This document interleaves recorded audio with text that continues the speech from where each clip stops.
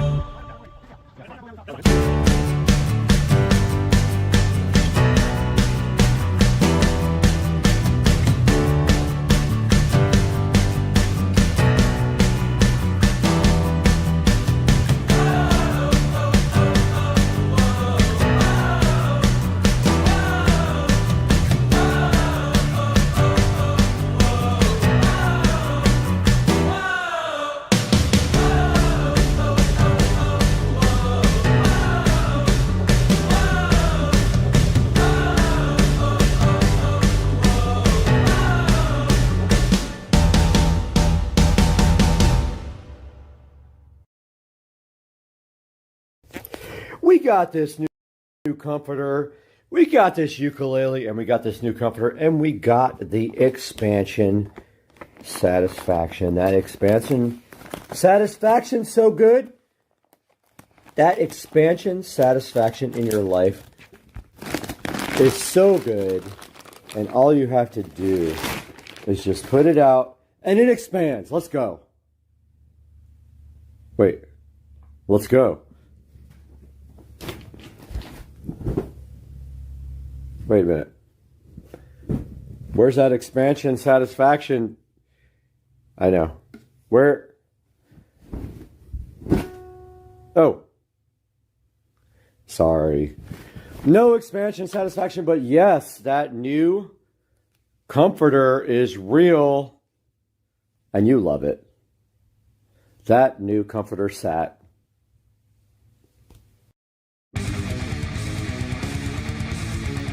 Hey, what's going on, guys? It is Monday, and besides having a bunch of back problems, some other things developing is looks like I sold my car. I know, I just bought a car. Right.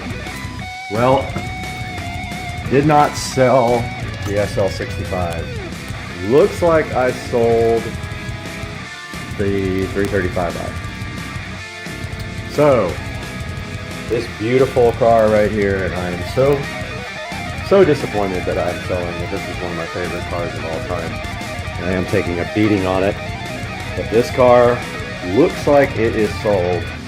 A gentleman in Kentucky is coming to pick it up, and we will be driving away with this car on Friday. Which leads us to this car. So what's next for this car?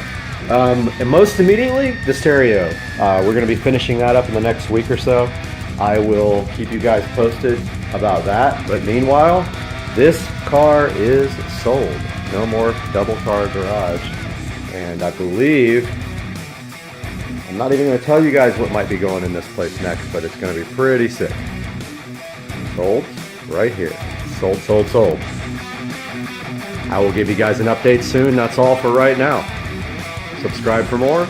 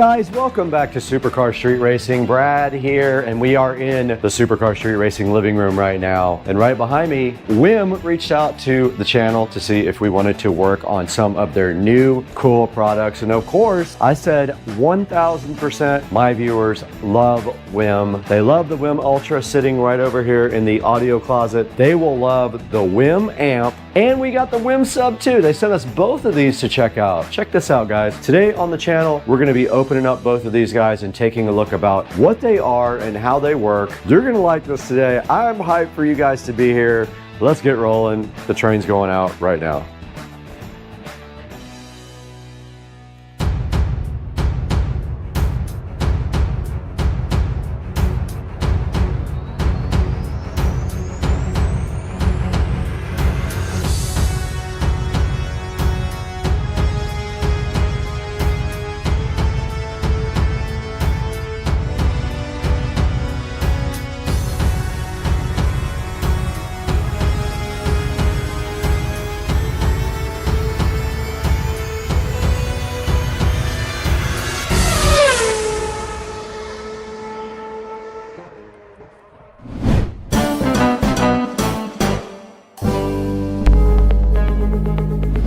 We are back in the Supercar Street Racing amazing living room. You got Brad here again as usual. And today is Friday, so I'm super hyped about the weekend coming up, but I'm even more hyped about the Wim Amp Ultra sitting right here, so flying fresh. And then also the Wim Sub. I have not even cracked the box open on this because I wanted you guys to see it when I see it. And look at this Wim Amp Ultra right here. This is so perfect for a lot of different people. You're gonna be so hyped when you see this. And it has a built-in amplifier. That's why it's called the Wim Amp Ultra. Not to be confused with Winamp, the MP3 player on the PC. But let's go ahead and see what this is all about today. I love Wim, and I have one right over here. You guys have seen this. This is my whole home audio system right here, and the Wim is sitting right there and supplying the entire house with killer audio. And so of course we love it. So let's go ahead and see what these two things are all about today. We're gonna get these things unboxed here momentarily.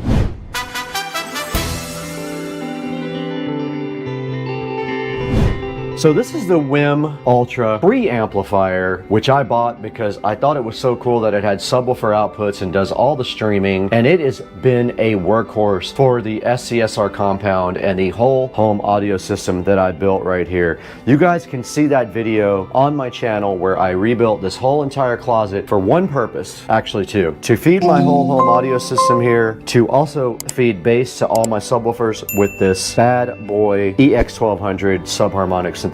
And now it is also doubled as my live stream. We got the ASUS NUC 15 Pro right there, streaming right now on YouTube Live. You guys are live on this webcam right here. And then of course my YouTube silver play button is housed here, so fly and so fresh. And so today we're taking a different look at a Wim product because this one actually has a built-in amplifier. So that's going to be kind of exciting to see exactly what that can do for us. And all that is sitting right here on the table today. So I'm so hyped to get this opened up. Let's go ahead and start this unboxing session, but I don't know what to get first.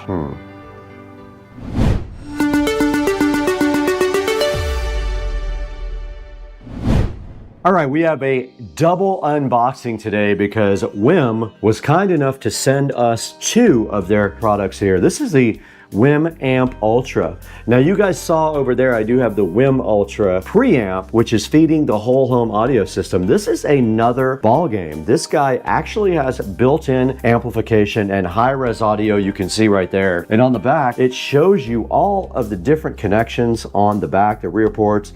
It looks like you've got a nice optical jack, so that's Toslink. You've got HDMI, and that's only for ARC. You got USB, LAN, you've got a input here, you've got a right and a left channel amplified out, and you've also got a subwoofer output. Now notice there is no RCA outputs for this, so it does not have outputs to feed an amplifier. And it shows you what's inside the box. We should be getting a Wim Amp Ultra remote, a user guide, a power cable, an HDMI cable, an RCA cable, and an optical cable. You get all that with it. And banana plugs. They give you banana plugs. Now, who gives you free banana plugs? You can see right here, this guy supports Dolby Audio and HDMI, and it does support Spotify, Tidal, Google, Cast, and Alexa, and so much more. It does YouTube music and plenty of other streaming services. I know that because I use it every single day over there in the audio closet. And that's a look at the box for the WIM Amp Ultra, and then we have right below that the WIM Sub. Now this thing is an 8-inch subwoofer, and I have heard some complaints online that it's bigger than most subs. And we got our SCSR compound knife here. It's our Smith & Wesson knife. I love adding extra subwoofers to my house. You can never have enough bass. And it is kissing the Cerwin Vega subwoofer. The packaging is very nice. Here we have the WIM Sub, and inside of this box, another box, and it appears to be upside down. So let's do that move again, and this thing looks so cool. It is a very clean packaging. There's not a lot on the box. All you do see is the subwoofer here. There's some stuff on the back. What's inside? You get a sub, you get a power cable, and you get a RCA cable. And if I remember correctly, this has a single LFE input. It does not have a stereo input for bass. But the cool thing about this guy is it also supports network for feeding it if you have a WIM Ultra or a WIM amp like is sitting in the box. Right on top of the Sub Pro, we have a nice user manual there, and we have our accessory box right here. Looks like this will house the power cable and all of the other cabling that they give you.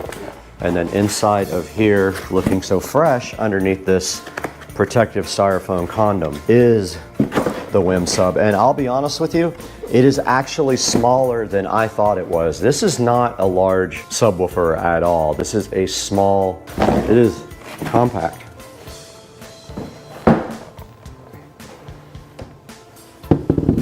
And look at the WIM Sub Pro here. Wow, this thing is so cool. It's finished in piano black, power here. It actually can accept LAN, which is kind of cool. So you can feed it with network, or you can feed it with RCA, and then there is a reset button right here. But yeah, this is all the connections on the back. And the front, it does have rubber feet on the bottom, by the way. The front does look just like this. What a cool unit this is, man. I'm so hyped to review this for you guys. This thing actually doesn't even need a connection. It can do Wi-Fi. So you can actually use Wi-Fi 6 on this, and supposedly you can put it anywhere. Your WIM amp or your WIM Ultra, they can interface with this guy without having cabling. Now let's look at what's inside the box here. One RCA cable and one power cable. That is all that is inside there.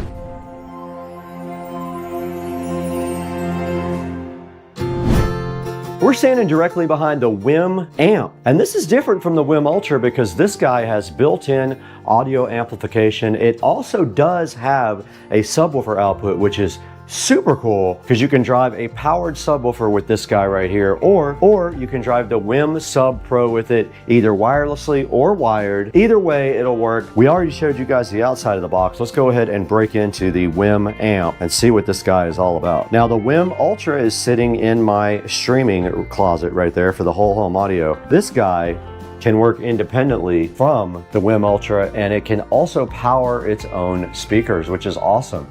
So if you have a listening room or a media room, or even a television that you want to have like a little audio system with, this guy right here will do it. Now, right off the bat, we already see the WIM amp sitting right here. And then on both sides here, we have some accessory boxes. The packaging is out of this world already. It's awesome. So let's start with the accessories right here. And it looks like on this side, we have a box. Looks like we have 3 different cables in here. And the bag says biodegradable, so they are thinking about the environment here. This is a Toslink cable, optical cable, and this one right here is a HDMI cable. You got all those cables for free included, and that's kind of a great deal, to be honest with you.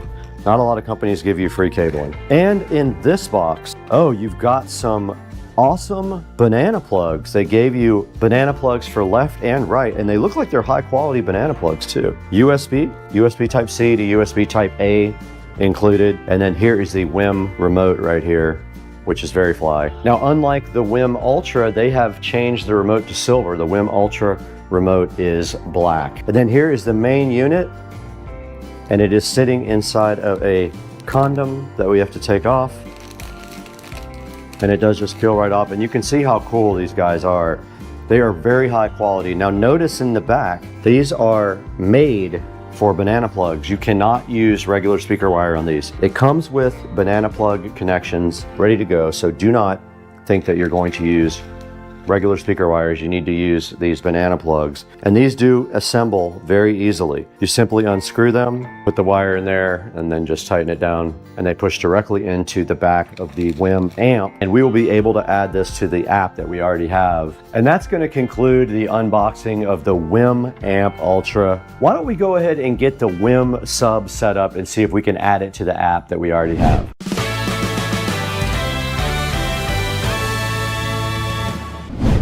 Now, I thought hard about where to put this WIM Sub Pro. I do have several subwoofers in this house, probably 7, but you can always have 8. I decided to put this in the living room. I thought this might sound good in the living room, and it is in a spot where it's not going to interfere with anything right next to this. It can move anytime. I am going to attempt to connect this via Wi-Fi. You can eat this bread tie later if you're hungry. Now you just take the other end of the cable, and it does plug into a regular US receptacle. Now I can't go too close to the wall because the plug is actually hitting the wall. So that does limit your ability to get it close to anything. You can see right there in the back, the sub cord is hitting the wall. All we should have to do now is grab the app.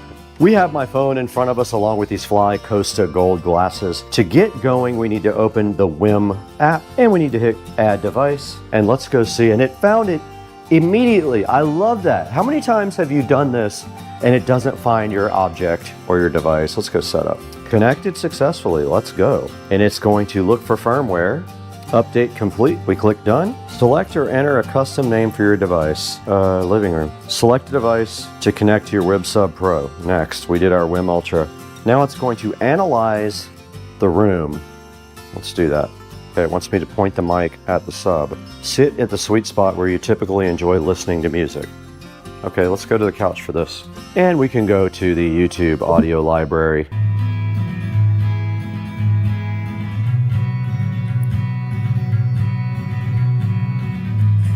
And we should be able to control our sub. Okay, we were successfully able to go ahead and set up the WIM Sub Pro. It is right down here on Wi-Fi, working perfectly, no issues whatsoever. And also there are a lot of options in the app for tuning the actual sub. You can change your own crossover levels, you can change the phase, and you can also set up the room fit where it kind of measures your sweet spot and adjusts its graphic EQ to make the room sound better. It's up to you whether you want to use that. You don't have to, but if you do, it is available in the software. But yeah, this thing sounds awesome. It is going to be a good addition to the SCSR compound and the whole home audio system because it does not have to have wiring. I thought about putting it down here where the PSW10 is, but that does not make sense because then the PSW10 is wired only. This guy can actually sit anywhere. Now the next thing we are going to do is go ahead and set up this WIM Amp Ultra. And I think, not 100% sure where I'm gonna put that yet. I have to think about this. We're in the Supercar Street Racing closet where I keep the wiring. We're gonna find some wire for this WIM amp, and this stuff right here is fine. Now these speakers are currently connected to the system with these weird banana plugs that don't plug in all the way for whatever reason. This wire does have ridges on one side, and that's how you know it's positive.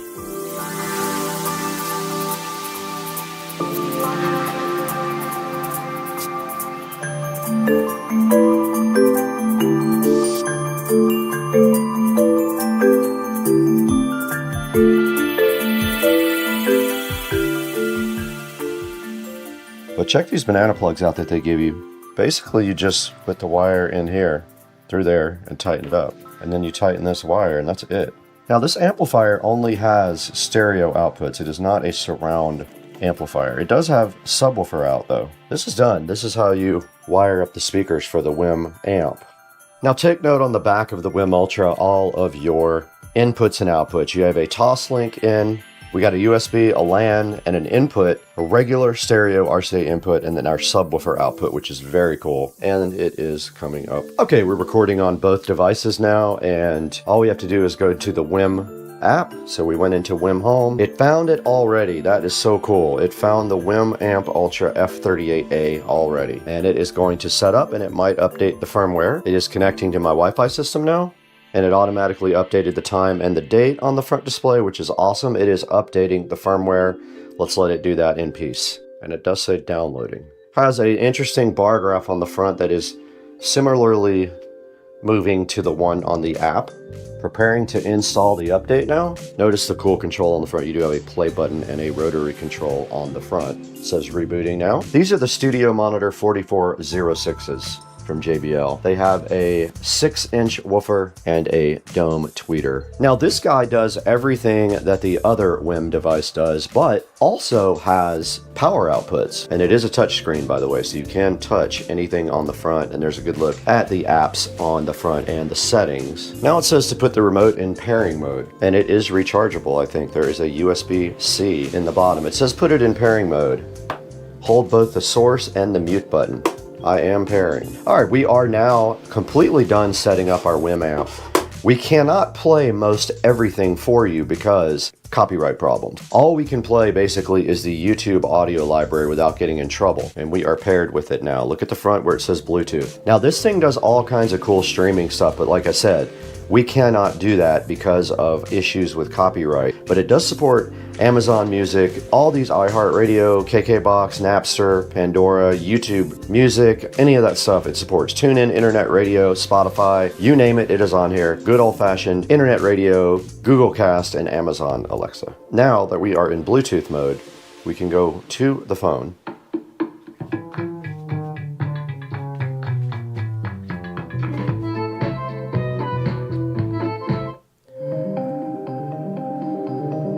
There's our volume. We can also use our remote for volume.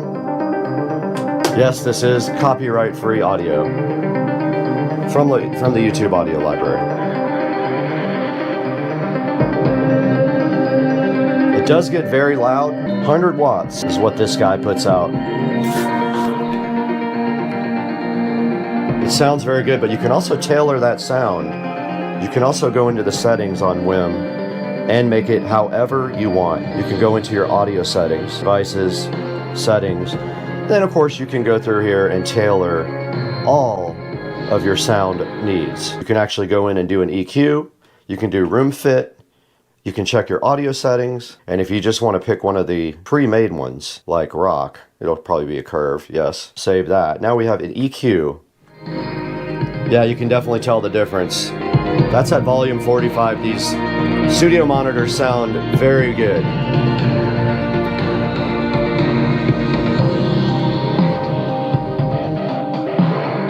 Very nice. I love the WIM Amp Ultra. It has plenty of power for these power-hungry monitors as well. These guys are inefficient, so at 50 volume, it's pretty loud.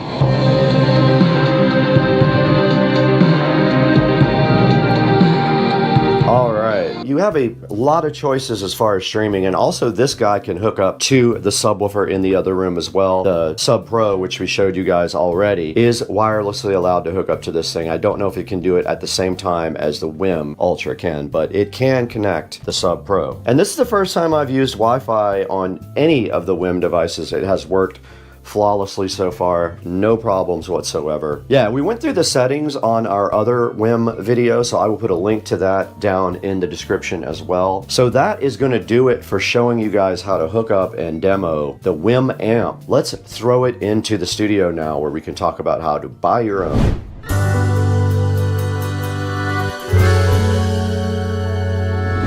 Hey, what's going on, guys? Welcome to Supercar Street Racing, and we are here in the lovely Studio B. This is the second studio we have at Supercar Street Racing to go ahead and edit inside of the actual house. And today we have the WIM Amp Ultra and the WIM Sub Pro, both three guys. WIM reached out to us to see if we wanted to work with them, and of course, I love their products, so we did get both of these guys from them to review. And I'll tell you what, I love the WIM Amp Ultra as much as I love the WIM Ultra. It's the same exact box, but it has 2 channels for 100 watts of audio on a stereo pair there, and also subwoofer outputs. It does have all the same streaming capabilities. It has a RCA input jack, optical input jack, jack, HDMI ARC input, and has a network jack as well, or does Wi-Fi. That is the WinAmp Ultra with voice remote. Very cool product. I was super hyped about it. And they also sent us a Wim Sub Pro, an 8-inch 250 watt subwoofer that can work in a variety of configurations. You can feed it LFE in, you can do Ethernet, you can do Wi-Fi, and it's so cool because I put it right over in the middle of the room with no wiring whatsoever except for power, and the thing just absolutely rocks, and it hooks up wirelessly to any of your WIM devices. If you want to join it to your WIM, you can connect it to any of your devices. I connected it to my whole home audio system here, where I have a separate amplifier and it powers audio for the whole house. Now, there's going to be a link in the description to both of these guys. Please support Supercar Street Racing by buying all your product through our affiliate links. Like and subscribe, and please keep up with the channel on Instagram and Facebook and TikTok. All that's going to be down in the description as well. Please help us out. Please help us out by buying everything through our official affiliate link. And it is football Sunday. We got to support the Jaguars, so we got to get out of here. We have to go watch football.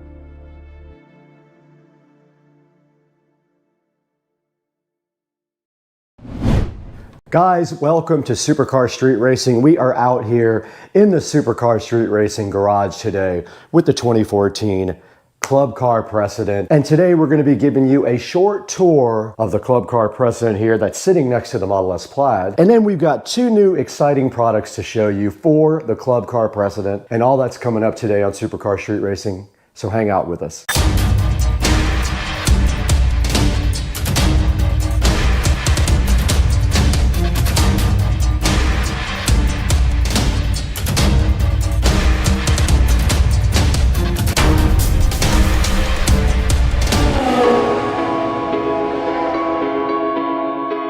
Guys, we are out here in the Supercar Street Racing garage, and right next to me is my 2014 Club Car Precedent that I completely remodeled from top to bottom and installed a killer sound system in. This 2014 Club Car Precedent started off with ugly brown alligator seats. I since have done a lot of upgrades to this guy, and I want to show you what I did before we take a look at two exciting new products from our sponsor today. Kemimoto was kind enough to send us two things that they thought you guys would like. I'm actually giving them away after the video. So let's get started. Take a look at the golf cart real quick. I'll show you everything that's been done to it, and then we'll look at these two products from Kemimoto. So we're right here in front of my 2014 Club Car Precedent that has been completely remodeled from top to bottom. And starting at the front, we have some modifications here. One is we replaced all the bushings in the Club Car Precedent because the wheels were folding in like that and the bushings were worn out. Also up front here, you do notice that someone has installed the LED light kit in the front. I did not get that myself. It was already on the cart. And it does include the rear tail lights and blinkers as well. And now moving up, you can see a custom Supercar Street Racing plaque here that I ordered online from Amazon. You can get your own, and you can get whatever you want printed on it. Ours says Supercar Street Racing to support the channel. We're back here with the golf cart, and I just wanted to show you guys the mods to the side of the golf cart. And one of them is that we got new wheels and tires, and I think they look pretty cool. They're like a mesh wheel with a low profile tire. I like the golf cart not to be raised. I like it to be lowered. And so we did these street tires with these awesome SS wheels, which are completely black and spoked, and I love them. The next thing you can see on the side here is we do have carbon fiber armrests. This one has a little bit of glue on it that I have to get off. It's because when it detached itself, I had to glue it back on, and I accidentally got glue on it. I just need to take some WD-40 or something and get that glue right off of there. But you do see the carbon fiber armrest covers here on the golf cart. Moving to the inside of the cart now, you can see we have done some major modifications to the inside.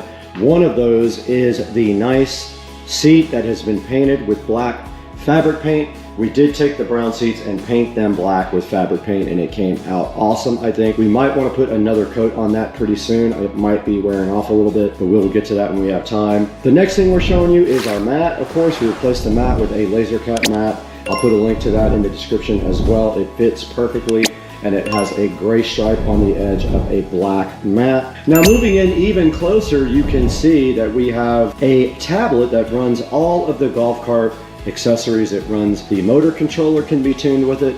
It also runs the sound system, and it can run any Android app that you want. So it's very cool. You can see I've got the speedometer up on it right now. But yeah, such a cool idea for the golf cart. It does not have to have any kind of head unit. Everything's Bluetooth back to the sound system. Now right down here in the golf cart, you can see that we do have a charger here. It is a USB charger, and we have a second one next to it with USB Type-C and also quick charging. So that's what these two are right here. Below that is our gauge for our eco battery. It shows you the state of charge and also the voltage level coming from the eco battery. Moving up here, we got the carbon fiber dash, of course, which we put on there to give it a little bit of extra sporty look. We've got the JBL speakers, of course, and we've got a carbon fiber steering wheel. And that's gonna do it for the front of the golf cart mods. And now let's take a look at the motor and the controller underneath the seat. Moving under the seat, you can see the most important thing in this golf cart that has been modified. This golf cart has been converted from 48 volt lead acid batteries to 70 volt lithium ion. This is the eco battery, 70.4 volt, 105 amp hour battery. It was not cheap, but it is so awesome. And we also added the Novitas DC to AC conversion, a 600 amp controller, and a AC motor. So this golf cart is no longer DC. The AC has better battery life, it has better torque, and it is just an all-around better selection. And you do see also when you do convert to lithium ion, you move your charger into the cart, the charger is right over here, and you use a standard female side of an extension cord to plug directly in the cart, and all the charging happens right here inside the cart. And on that side of the well over there, under the camera here, we have the 12 volt relay switch. That switch over there on that side of the engine bay controls all the 12 volt accessories. So if you go into a bar or somewhere and you want to turn off everything so nobody can fiddle with your stereo system or Bluetooth you or anything like that, you flip that switch there.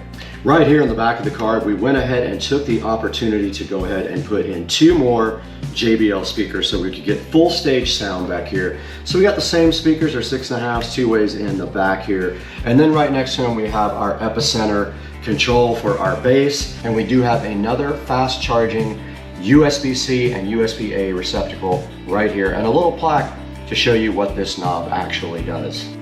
Guys, moving to the back of my 2014 Club Car Precedent, there's not a lot to see back here that was done by me. We actually got the cart with this brand new back seat already put on it. It does fold out. And also all we did besides that you can see here is remove the white top, and we went ahead and got a black top because it matches our theme better. But all the rest of this was done except for the stereo system, of course, and I did black out the taillights here by spraying a little bit of Plastidip on each one. Now let's not also forget our 12-inch woofer down here right below us. I did add that as part of the stereo system. Let's show you that now. All right, the last thing we have to show you, which you can barely see, is the stereo system. So behind the seat of the golf cart, we do have the entire stereo system. We have our 72 volt, 12 volt converter here. It's actually an inverter. We have a master switch for 12 volts here. We have some Bluetooth accessories there, a Bluetooth receiver, and that is how the signal does get down to the head unit. Right down there, you can actually see the amplifier chilling right there with the Bluetooth receiver sitting right on top of it. That is a 5-channel amplifier, so it's running the 4 speakers up front and the subwoofer. And then right over here we do have a 110 volt inverter in case you want to use shore power anywhere. And then next to that you can see the epicenter right behind the back seat. That is our bass enhancement device, and it is connected to that control right there for subwoofer level control. And that is pretty much it on the stereo system, guys. So let's keep on going. Guys, right in front of me here, I have the Kamimoto windshield that they offer for the Club Car Precedent. And what this does basically is it would replace your hard plastic windshield that you see right here. And these factory windshields just clip in like this at the very top. Your new Kamimoto windshield actually is removable and would just fit right on the front, just like this. And it simply just has a Velcro strap to go around and fasten on to the windshield just like that. So installation is easy. I'm gonna show you guys by not removing this windshield completely. It has Velcro straps on it, pretty simple. And these Velcro straps just do go around. So installation is quick and easy for the Kamimoto windshield, and it just does install like that. And then you take your bottom 2 straps Of course, you won't have a plastic windshield on it like I do. And you take them and you Velcro them. Now, of course, my plastic windshield is getting in the way. So this would not happen if you don't have the factory windshield. And I don't know if I've ever done a simpler installation. And also, and this top part, of course, can be folded down if you really want to. It will crease right in the center so that you can make this into 2 windshields. But first, before we do that, I'm gonna show you the tinted panel for this. So this also comes with a tinted panel like this, which you can then put on the inside of the cart. And it has straps to hold in the tinted panel as well.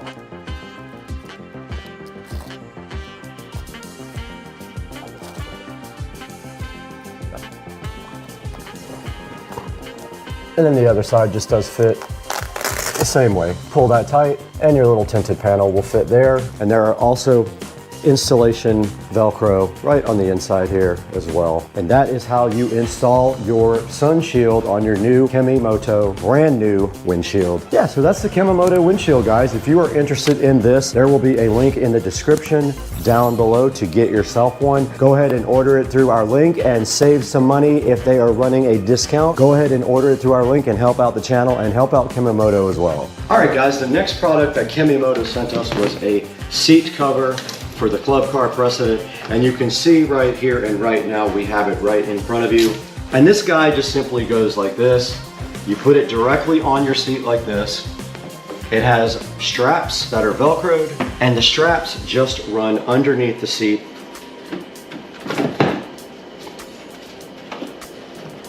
So you pick the seat up, take it off the hinge. You do the same thing for both sides.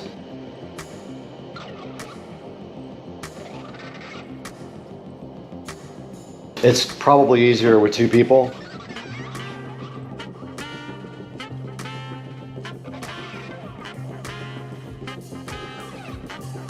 Here is the club car precedent seat cover, looking so fresh. So if you are interested in this seat cover, there will be a link in the description. It is very easy to install. And if you just want a quick solution to cover your seat, I would go ahead and grab this seat cover. Okay, uninstalling your Kemimoto windshield is just as easy as installing it. Let's go ahead and get our sunscreen off, our sunshade. And the great thing is you can store this in the cart. Our sunshade is completely off. And now let's uninstall our Kemimoto windshield. Super easy to uninstall. You literally just pull the Velcro straps off.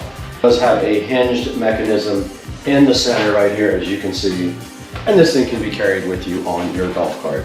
Guys, thank you so much for joining us today on Supercar Street Racing.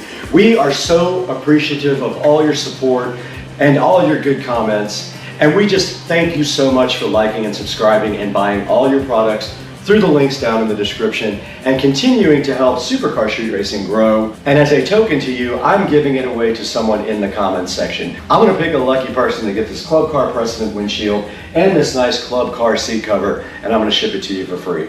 Guys, have a great day. We will see you next time on the channel. Hey guys, and welcome back to Supercar Street Racing once again. We are happy and proud to have our sponsor Kemimoto on board, who was gracious enough to give us one of these seat covers and this foldable windshield to show you guys today. But I just wanted to apologize for some of the bad audio. The mic did fail a couple of times in the video, so a lot of the audio was done on the actual GoPro mic, so it's a little bit worse quality than the lavalier wireless microphone. So anyway, back to the subject here. Kemimoto provided us with their windshield and their seat cover. You saw that in the video. The windshield is foldable and it does have a sunshade on the top as well. It's super easy to install along with the seat cover as well. They all just Velcro right on. Simple as that. And that's going to do it for today. Don't forget to buy all your Amazon products through any of my links in the video. It helps me out greatly. It just gives me a little bit extra money here to run the channel. But we'll see you guys later. We got a lot of things to do. We have to go, I don't know. We just got stuff to do.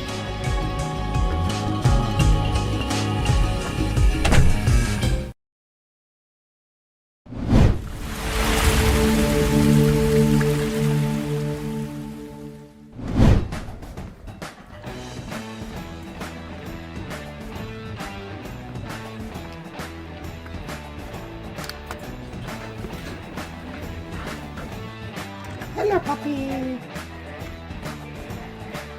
Hello, puppy. How you doing, puppy? Hello, girl. Hello, puppy. Good girl. Good girl. You too, dude. How are you guys doing?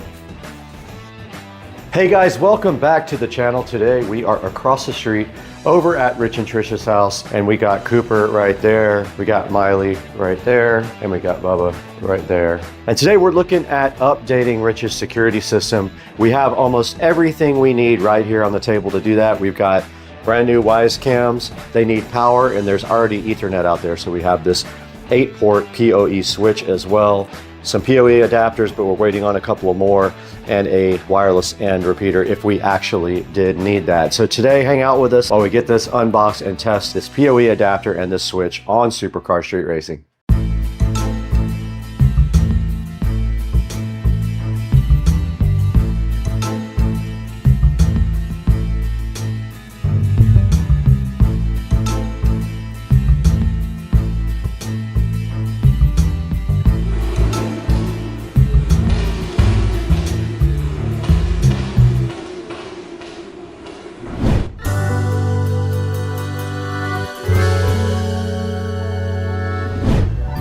We are back on Supercar Street Racing across the street over at Rich and Trisha's house today. So happy to have you with us. Please like and subscribe while you are here. But today we definitely have a mission in front of us. We have everything we need to go ahead and convert Rich over to a modern security system.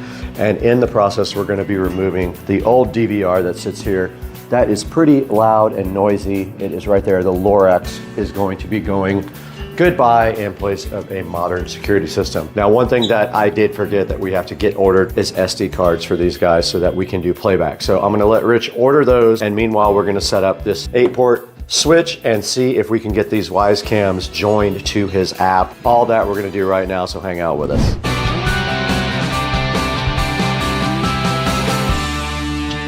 All right, we're back here in front of everything with Rich is hanging out watching this stuff. So let me explain kind of to you what we have here. We have some Wisecam V4s. These are the new Wisecams. They do, I think, 2.5K, I believe it is.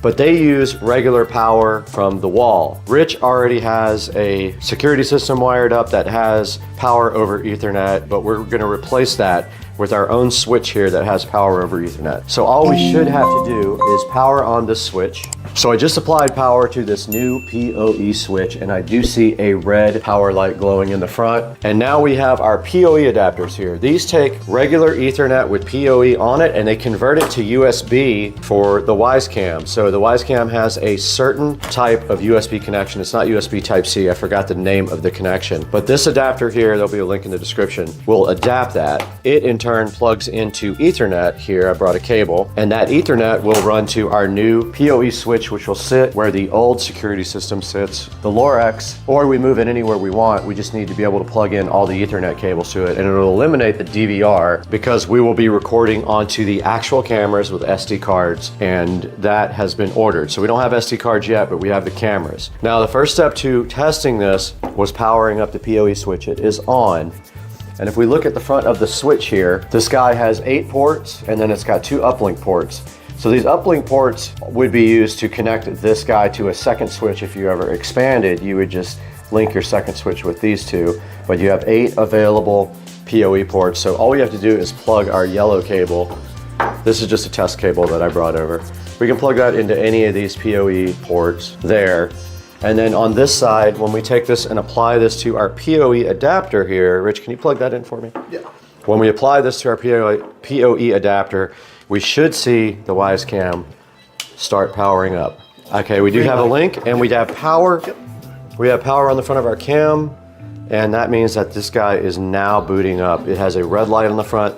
That worked. That's exactly what our plan was. So now if everything goes correctly, we should be able to go ahead and join. This guy's ready to connect, so we should be able to join it to... Do I need my Wise app? Rich's app. Yes, you do need it. So we also want to figure out what we're going to call this camera. All right, guys, we're back here in front of Rich's table here. We have everything we need to go ahead and install the new security cameras, but one of the things we talked about is, and it's actually ready to connect now, is we wanted to see if we could label everything first so that when we get outside, we know which cameras we put in the app. So I went ahead and got my brother label maker here, and I'm gonna go ahead and remove this from power so it will stop talking to us. But basically, the first thing I need to know is what Rich wants to call this first camera, where that's gonna go. What are we gonna do with this one, Rich? Tree, and when we put it in the app, we can name it whatever we want and make one copy.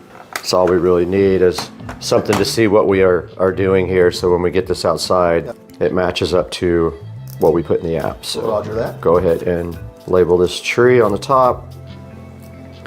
Now we know that one, so now we can go ahead and unbox all the rest of the cameras and get those labeled. So I'm gonna go ahead and get these unboxed now. I'm gonna be configuring today. Garage. Because I will have an inside garage also. Okay. So we can just call that one out garage or garage out. Whatever's simple for you. How about, yeah.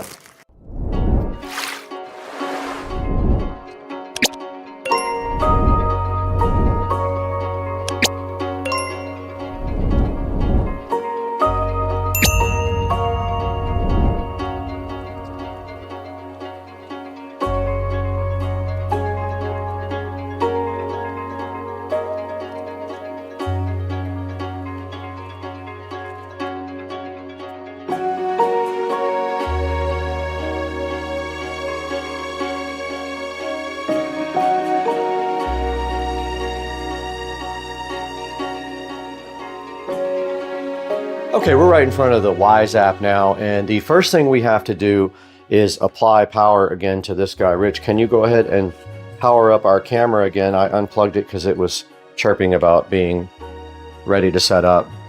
Cool, it's in. Green light? Yep. Now we're waiting for it to boot up. All right, so ready to connect. So you hit plus on the app now, Rich. Yep, and you hit device, then you hit camera, and then you find the camera. It's a Wisecam V4, very top. And you check mark where at the bottom where it says I heard ready to connect. Click allow. Yep, that's Bluetooth. All right, so it should find your device now. It's using Bluetooth, which is, the old cameras didn't use Bluetooth to find the device, so it was way harder to connect. So now you need to select your Wi-Fi network. I'm gonna turn away from that in case the password, okay, the password's there already. Click connect. Okay. And it also connected already to your, I'll go ahead and name it. So Rich is naming the camera now, Tree. And there we are, so we are Okay.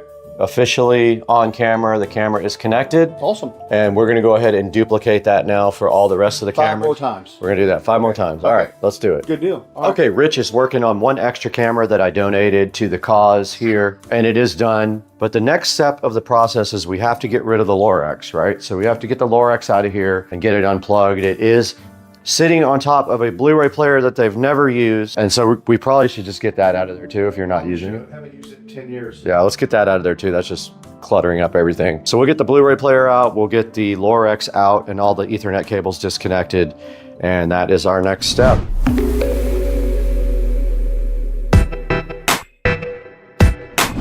Okay, so we did decide, since Blu-ray was invented in the Stone Age, we would get rid of that. Sorry if you guys actually still have Blu-rays out there, but we got the Comcast box disconnected as well because we're gonna clean in here.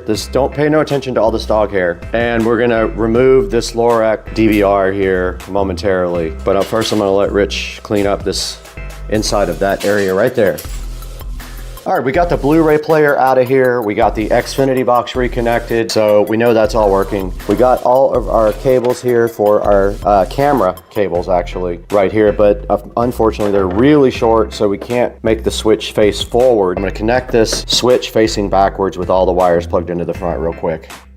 Okay, I did finish getting the switch all connected up. I faced it backwards. All the cables for Ethernet run directly out the back.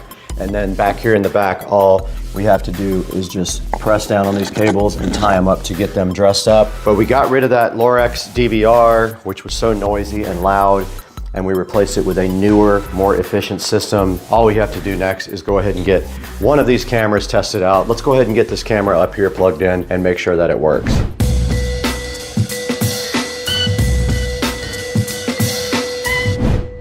Here's our camera. We already have the PoE adapter on it. We're gonna put that up there on the shelf now and just make sure that it is working correctly.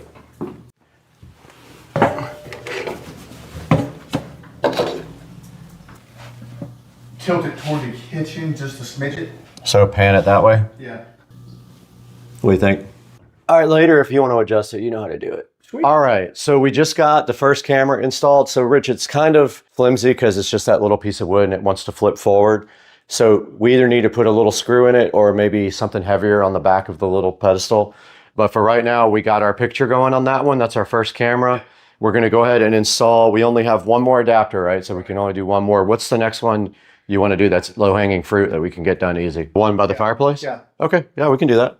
All right, let's do it. Let's do it.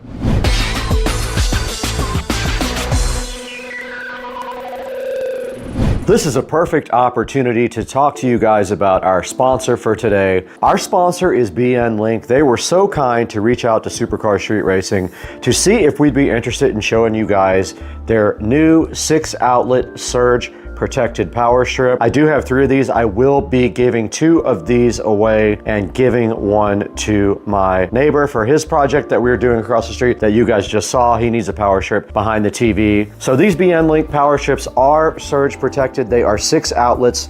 They do also have the child protective thing there where they can spin around. They have a 4-foot power cable. So this comes in a 1-pack, and you can see here the packaging is just a nice white packaging. So let's go ahead and take a look at these guys over on Amazon.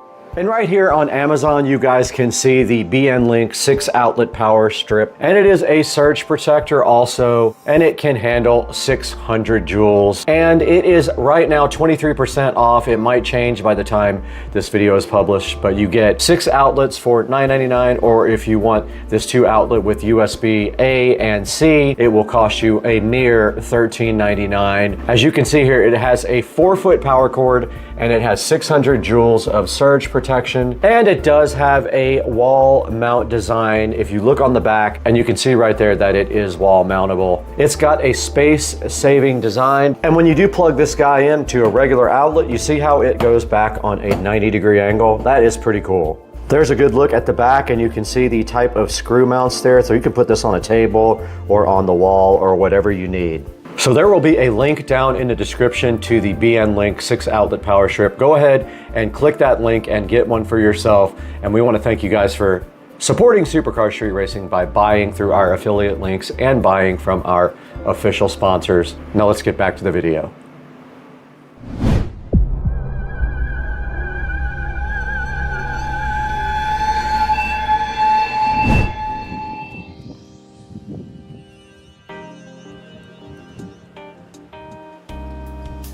So we have one camera out here in this little thing right here. So we need to see how we're gonna replace it with this new Wise Cam. Oh, it's screwed down in there too. Okay, let's see what's holding this thing in.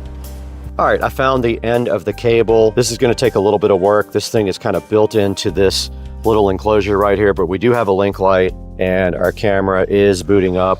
All right, we were able to go ahead and set up the other camera outside. It still needs some work. It's gonna be raised up. Rich is gonna work on that, getting it into this little house and then tying up the wires real nice and then wrapping some electrical tape around the connector where the Cat 5 goes to the camera. But it is on, it is working.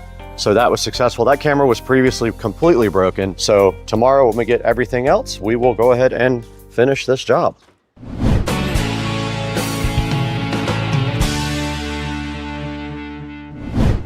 All right, guys, we just got back from across the street helping Rich out, and we are currently editing this video, but I wanted to give you guys a little outro here. Thank you so much for supporting the channel. We're doing so great now. We have a lot of subscribers, I think 62,000 at last count, but we're gonna get this video knocked out and we're gonna go help Rich with the rest tomorrow. But all that is left is actually mounting the cameras on the house. No big deal. We take off the old camera, we screw the new camera in and plug it in. Super simple. And then that whole project will be done. But I wanna encourage you guys to check the link in the description. There will be a link to the PoE switch that powers all these Wisecam, a link to the PoE adapter if you already have Ethernet cable run, and also a link to the sponsor, BN Link. Thank you again, BN Link, for all the wonderful things you sent us. And guys, thank you for your support. We could not do this on Supercar Street Racing if it wasn't for you guys and liking and subscribing and buying products through our official product links. So go into the product links, buy anything you want from any of our links. It doesn't have to be the actual product, and we still get just a little bit of money to help out the channel. Guys, that's got to do it for today. We are going to happy hour, me and Rich. So I got to get out of here, guys. I can't stay here anymore. I just have to go. I've got to get out of here. I gotta leave. Bye, guys. I gotta go. Hey guys, welcome back to Supercar Street Racing, and today we have the big reveal of the golf cart audio system. It is 99.9% finished, and we put a good 30 or 40 hours of work into it, and I wanted to go over the list here before we actually show you the cart so you can see what eventually worked, what eventually didn't, and what I ended up ordering after the fact in order to get this project all wrapped up. So first of all, let's take a look at the list here, and let's go down some and get to the first page of items that we ordered. So let's keep going, keep going, keep going. There was a lot of stuff ordered for this. Let's go down, down, down, down, down. Keep going, and this is where it starts. So this is the first thing that we'll look at. This is the actually designed for golf carts. It's a 48 volt voltage meter with a USB charger. It does say quick charge on it. However, it is not a quick charge. It is just a standard charge. So I gave it a bad review because it is not a quick charger. So shouldn't say quick charger if it's not one. That was mounted in the dash first, and then I realized it wasn't a quick charger, so I bought a couple of them. You'll see here shortly. Next here on the list, we've got the SCAR audio. So this is the SDR12. This is the woofer that I bought for the enclosure, and it's pretty awesome. 2 voice coils, 4 ohms per voice coil, which if you parallel that leads a 2 ohm load. Series would be 8 ohms, parallel would be 2. Next, we got the recoil bus bars, and those went in the front of the cart here, and those were for actually putting 12 volts up front of the cart so that if I have other things that need 12 volts up there, like lights or anything like that, I could just run directly off of the bus bar, and I don't need to run all the way to the back. Next, we have the tubing. So this is flexible tubing for wiring, and I have to say I don't like the way that the ends fray out, and I tried heating them, and I tried the heat gun, I tried fire, and really the ends are just kind of flared out and frayed when you use this stuff. This middle guy right here is a USB power converter. So what it does is it takes 12 volts, gives you a female type B USB connector, and I use that to actually charge the tablet. And surprisingly enough, it does quick charge. It doesn't super fast charge, it quick charges. Now we got the B-Box single 12-inch woofer enclosure. It is angled. It works perfectly right in the back of the golf cart and fits between the 2 rails of the seat. It's pretty awesome. It's got a single terminal there, and the woofer is mounted in there with some polyfill. Now our Invertec 500 watt car power inverter here, and that takes the 12 volts in the golf cart. So after the voltage reducer, this guy creates 110 volt power, so you can run things like inside your house, like typical everyday plug into the wall type stuff. I got a new crimp tool with some crimp connectors that you also heat shrink, which is great. I've never owned these before, and they are absolutely awesome. Next best thing to soldering and heat shrinking, but they're great. You crimp once, and then you take your heat gun and you shrink. Got some VC Link RCA splitters. I ended up not using those, but I kept them because I probably will use them in the future. I got some Velcro mounting squares, which I used to mount the Bluetooth adapter on the back of the seat, and then put a screw above it to kind of wedge it in between the amps so it wouldn't go anywhere. This is the voltage reducer.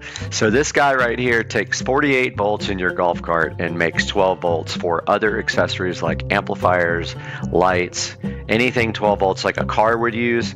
This guy's awesome because it's 60 amps. It can handle every bit of the amperage of my amplifier, and then other things like lighting and things like that. That was one of the more expensive, but not the most expensive things on the list. It's actually might be the most expensive since I didn't have to buy anything big. I already had the amplifier, which was the Rockville Phenom. I'll show you guys that in a minute. Ended up sending these RCA cables back. I got some locally that were shorter. Got this copper wire terminal connector kit here with heat shrink too. It has the big rings that allow you to go over some battery posts that some of the other things don't have. Perfect for what I was doing. And we got the master disconnect switch. What this switch does is it takes out of the 48 volt voltage reducer, which you saw down here, and it feeds this switch And from out of the switch, it goes to the, actually back up. Power from the batteries goes into the switch. Out of the switch, it goes right to the voltage reducer. And so that cuts off everything that's got 12 volts because the voltage reducer feeds it. So that means when I go somewhere and walk inside, I can turn off the master power and nobody can mess with anything on the golf cart.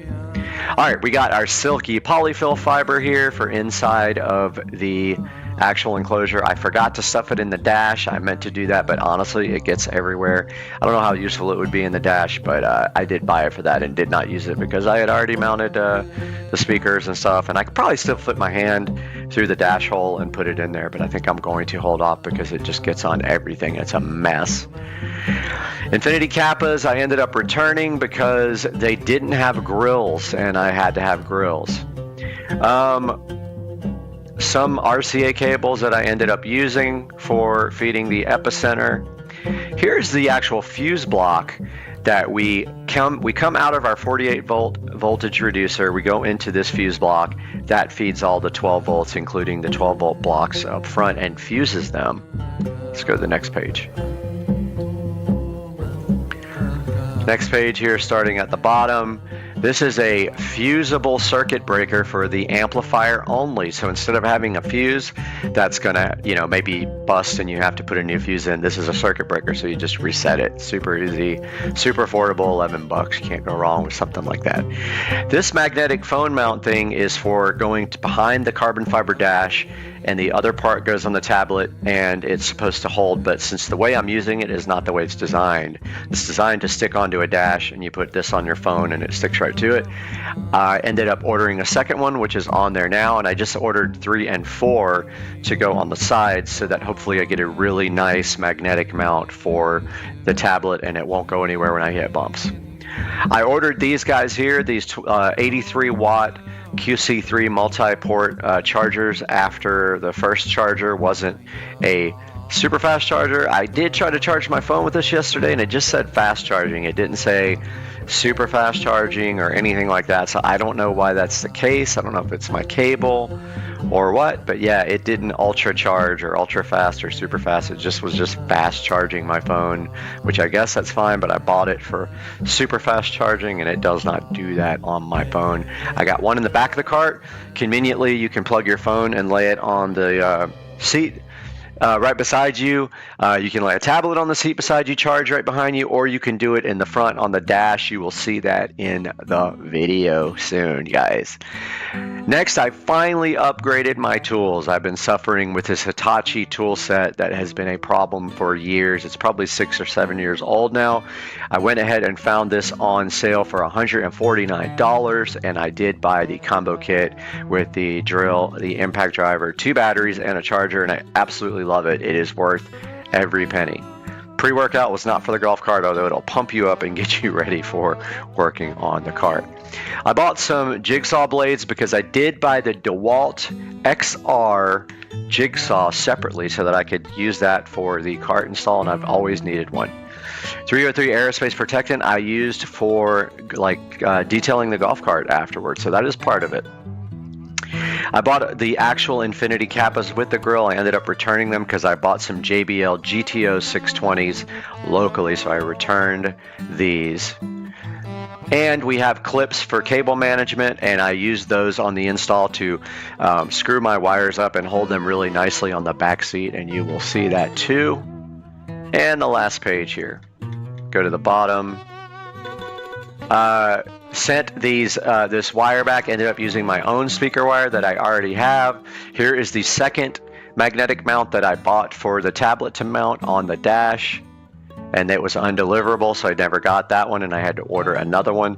Here is the Bluetooth adapter. The one I had actually had a short in the power, and I ended up dismantling the whole entire back of the cart, and it was just this Bluetooth adapter, but I redid everything very nicely and it looks a lot better now. Screen protector for the tablet I am going to return. I don't want glass. I didn't see that it was tempered glass, so it's going back. I needed some scissors for a lot of things. I broke them and hurt my hand in the process. When they broke, it went right through my hand, so I ordered scissors. This is a 256 megabyte SD card for the tablet, and I needed that for the tablet for the golf cart. Here is a second magnetic phone mount that I put on the bottom of the dash mount, and I have one on the top, and that still may not be enough.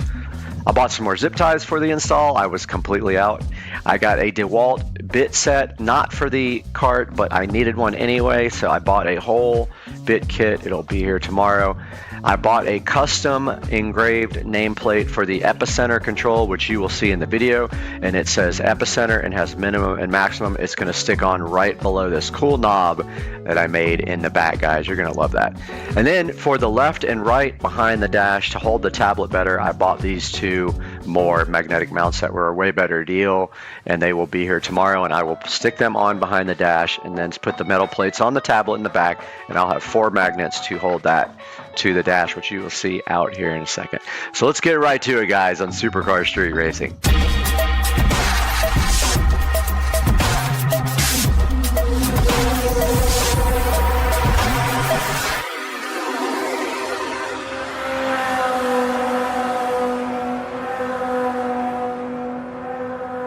All right, welcome back to the channel, guys. Supercar Street Racing and Brad here.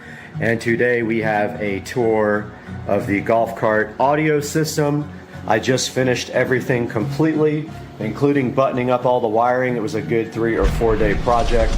So I am going to show you around the golf cart. And we will start in the rear. I got a little light here for us. So in the back of the golf cart here, we have a 12-inch woofer in a nice pre-made enclosure there that still needs to be kind of bolted down. And it does have the SCAR 12-inch woofer, dual voice coil, 4 ohm per voice coil. The voice coils are paralleled, yielding a 2 ohm load. We're listening to royalty-free music, by the way, no copyright. We have a quick connect here made out of just a standard plug, wall plug. I put a female and a male on so that can come out and anytime and be easily pulled out. And if we pull out the box here, you can see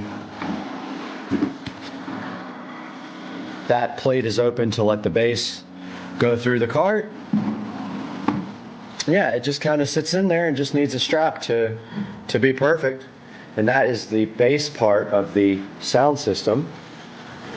Moving on to the amp rack, everything is located on the back of the seat. On this side, we have our voltage inverter. This supplies 110 volts to whatever you need, and also it has a USB plug. It's actually powering the Bluetooth adapter as well.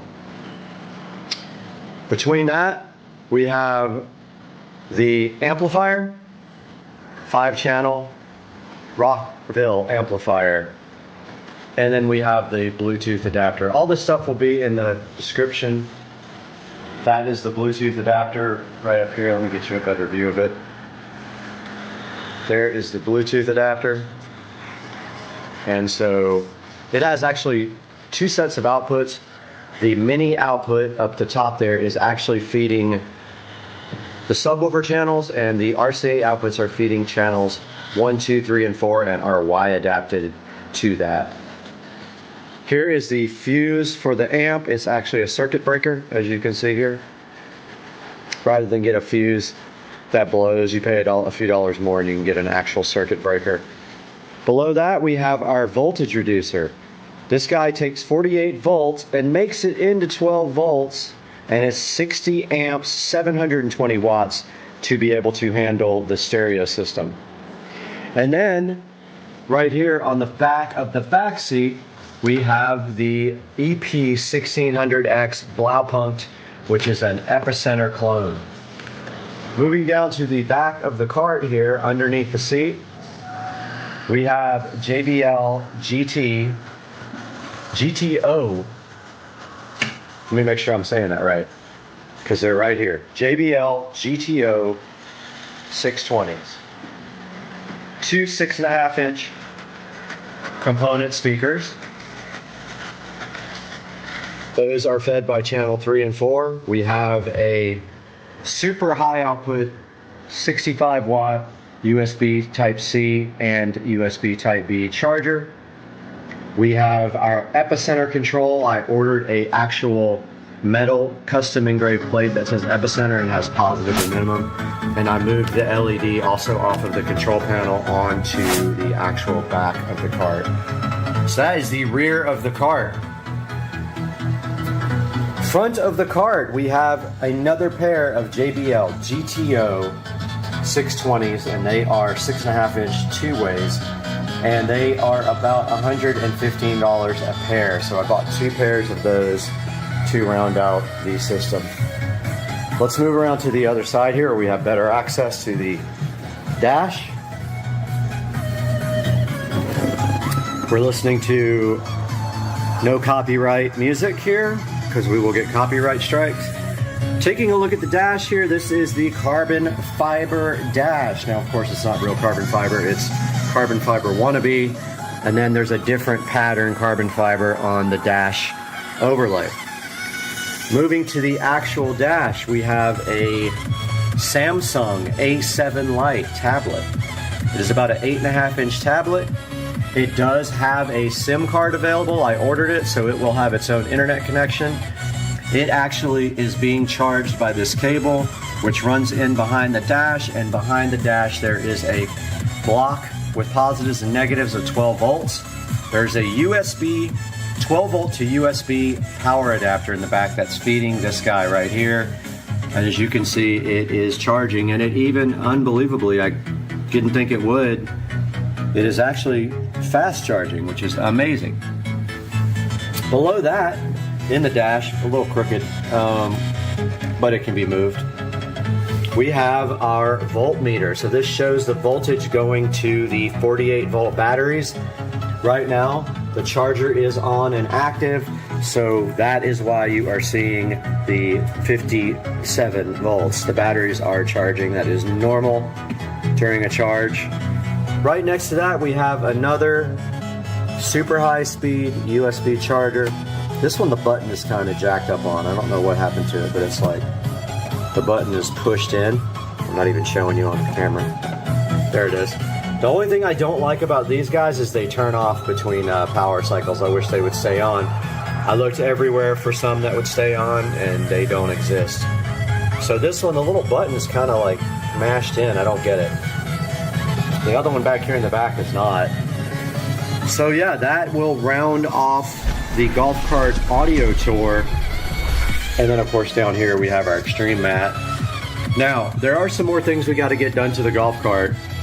We need to do all the bushings in the front. We have a bushing set laying over here on the top of the lawnmower over there, and Joe is going to help me. Another cool thing about having a tablet, oh, by the way, the tablet is magnetic mounted. There's a magnet stuck to the back of the dash inside, and then this has a magnet plate on the back of it, a metal plate. However, it is not working great, so I ordered a second one for the bottom. If that doesn't work, I'm going to order number 3 and number 4 for the side so that this thing doesn't move, because you can see it comes off fairly easy. I'm hoping another one will prevent that from happening, and if not, a 3rd and 4th will definitely keep it on there. So another thing cool about having the tablet, so I got subscription YouTube, so I can actually minimize YouTube and still hear music. But we can go to the speedometer. And it's supposed to actually spin. Yeah. I don't know why it doesn't stay.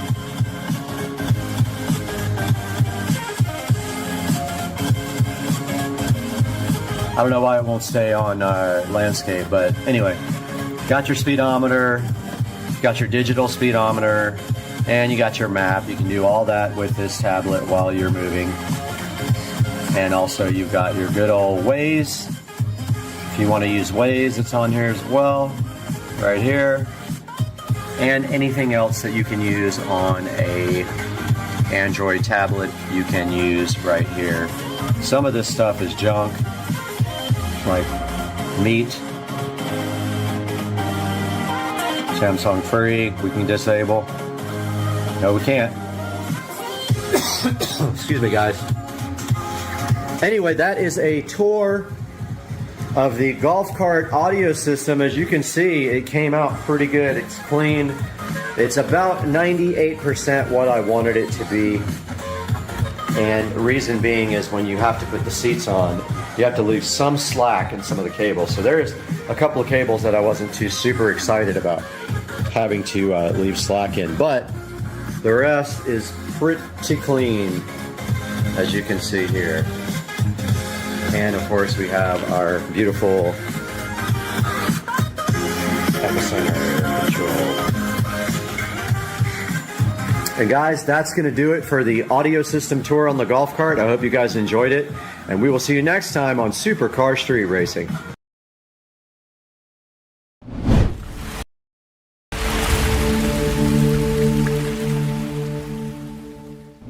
See the UPS guy out there, and I think there's something on that truck for me. Pretty sure there's something on that truck I've been waiting for 10 years or more. Let's see if he's coming up. He is.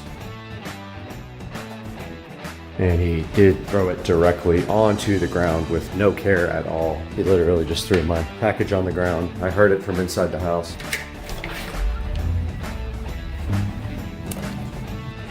What in the world do we have here? Let's find out.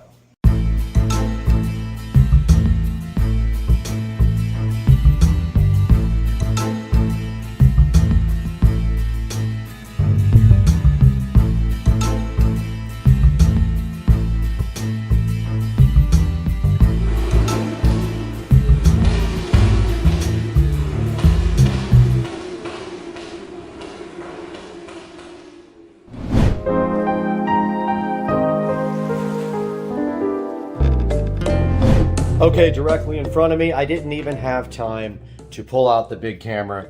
I only have the phone. We need to get the patented SCSR knife to get this thing opened up. I didn't even pull out the good camera, but I will for some pictures. Let's go ahead and get this opened up. Notice who it's from. Let's see, let's flip it over on the other side here.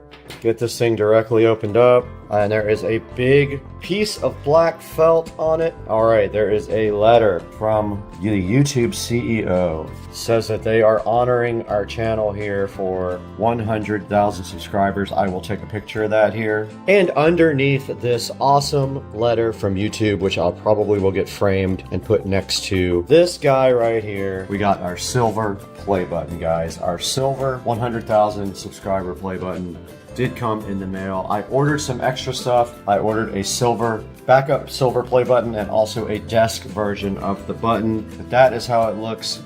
So fresh and so fly. 100,000 subscriber play button, and we need to get something for this guy to get that framed up as well. Let's figure out what size this is and go ahead and order a frame. This guy right here is 9x7, so that means that is 9x7 as well. Let's go ahead and get a frame ordered for this. All right, guys, we went ahead and ordered a 7x9 frame for our nice letter there from the YouTube CEO that I'm sure was just cut and stamped out, but fine, I don't care. It's a big moment for the channel. So here is the 100,000 subscriber silver play button, looking so fresh and so fly, ready to be hung up, and it is going, I'm not going to tell you yet. Let's go ahead and take a look back at one of our original videos first. Let's see what started the channel.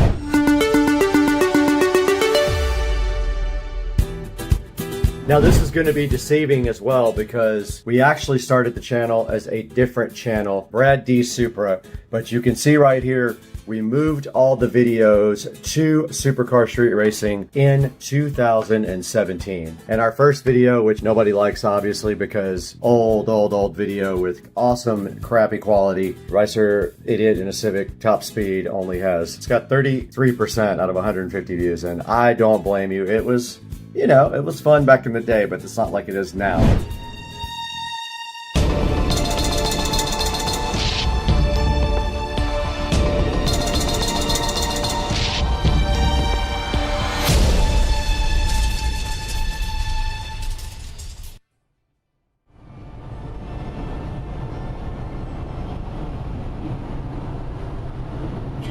Top speed in the Civic. With a very safe driver. Speedometer. Oh, we hit the speed limiter. We hit the top. Look at this guy. We hit the top speed limiter at 120 in the Civic. Nice.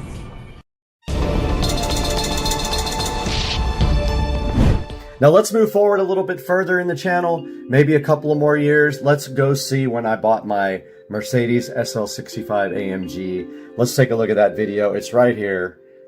Let's see what we did.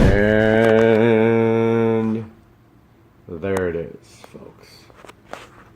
So I bought a 2005 SL65 AMG. This car is in amazing condition.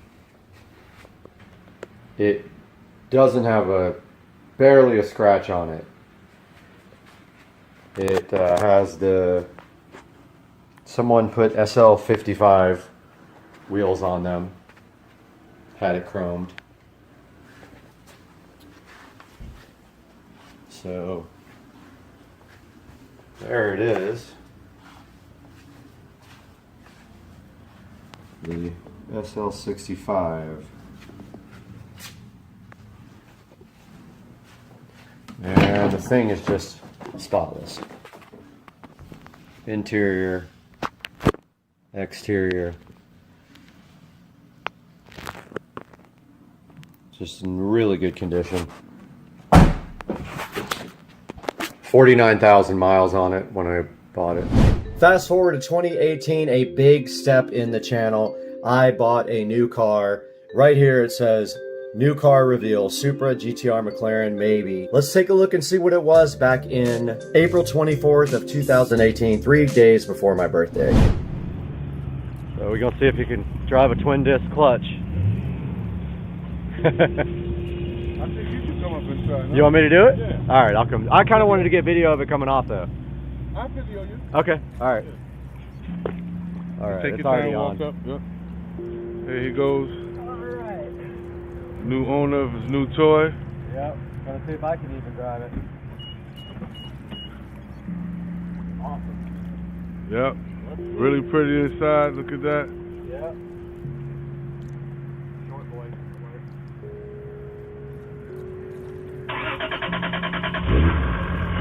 Oh, she cranked up really nice.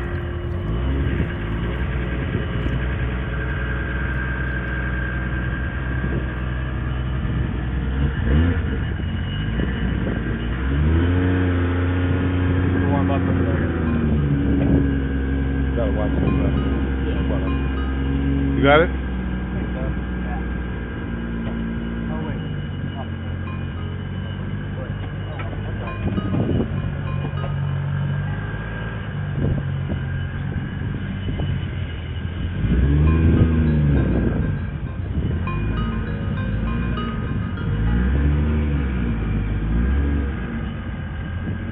Slow.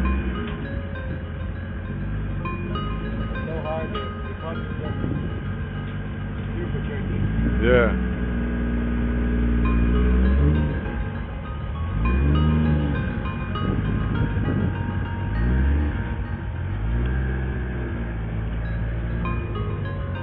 Take your time. Gonna have a little dip. Come on.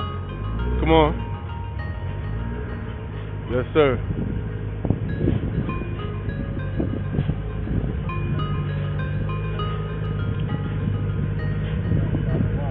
Come on.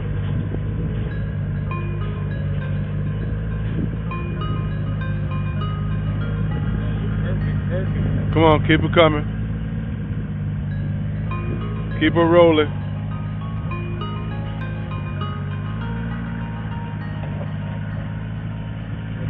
Yep.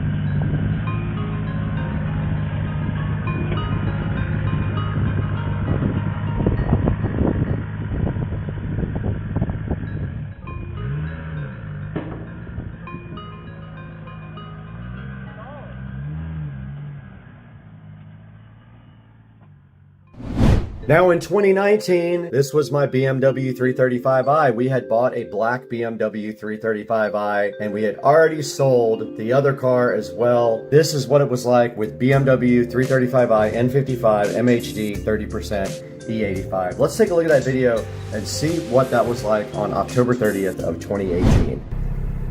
All right, 335i 0 to 60 and more with a tune.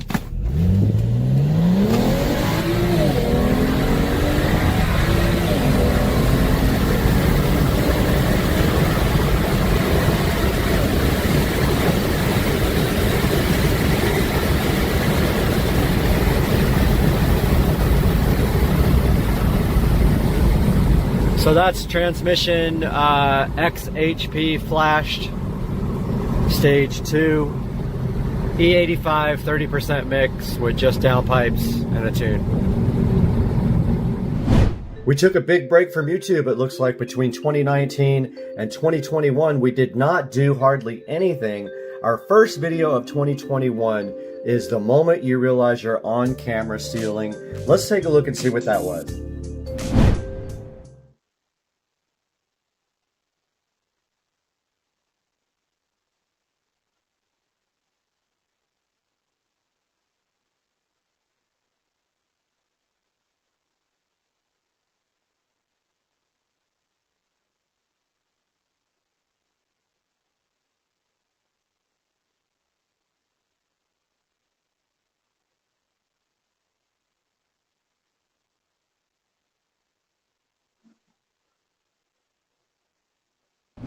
Now, on December 2nd of 2021, we published a video about the ID4 digital dash for the BMW. That was pretty cool. That was one of the best upgrades I ever did to the BMW. So I want to take a look at that with you guys. It's ID4 dash conversion for the BMW, December 2nd, 2021. Let's roll the clip now. We're going to do a power on right now and see if it was worth it.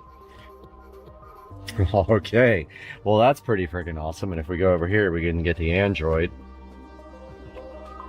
All right, so now the challenge is getting this thing mounted and getting this trim ring on. And oh, also, by the way, during this whole process, I lost this little clip. Yep. So now I don't know what I'm going to do about that. I don't have it. It fell into the dash. It's freaking gone. I'm going to work on this. Goodbye. All right, so it is the next day. Wow. What a night. What can I say? I spent 5 hours trying to get this thing installed yesterday. So I don't know why the, okay, so high battery drain is on, which I don't understand why. The car's been off. That's something I need to look at. And actually the car's on a charger right now, so that's interesting. So default means when you're not in sport mode. There's that classic analog, modern analog, classic orange, modern orange.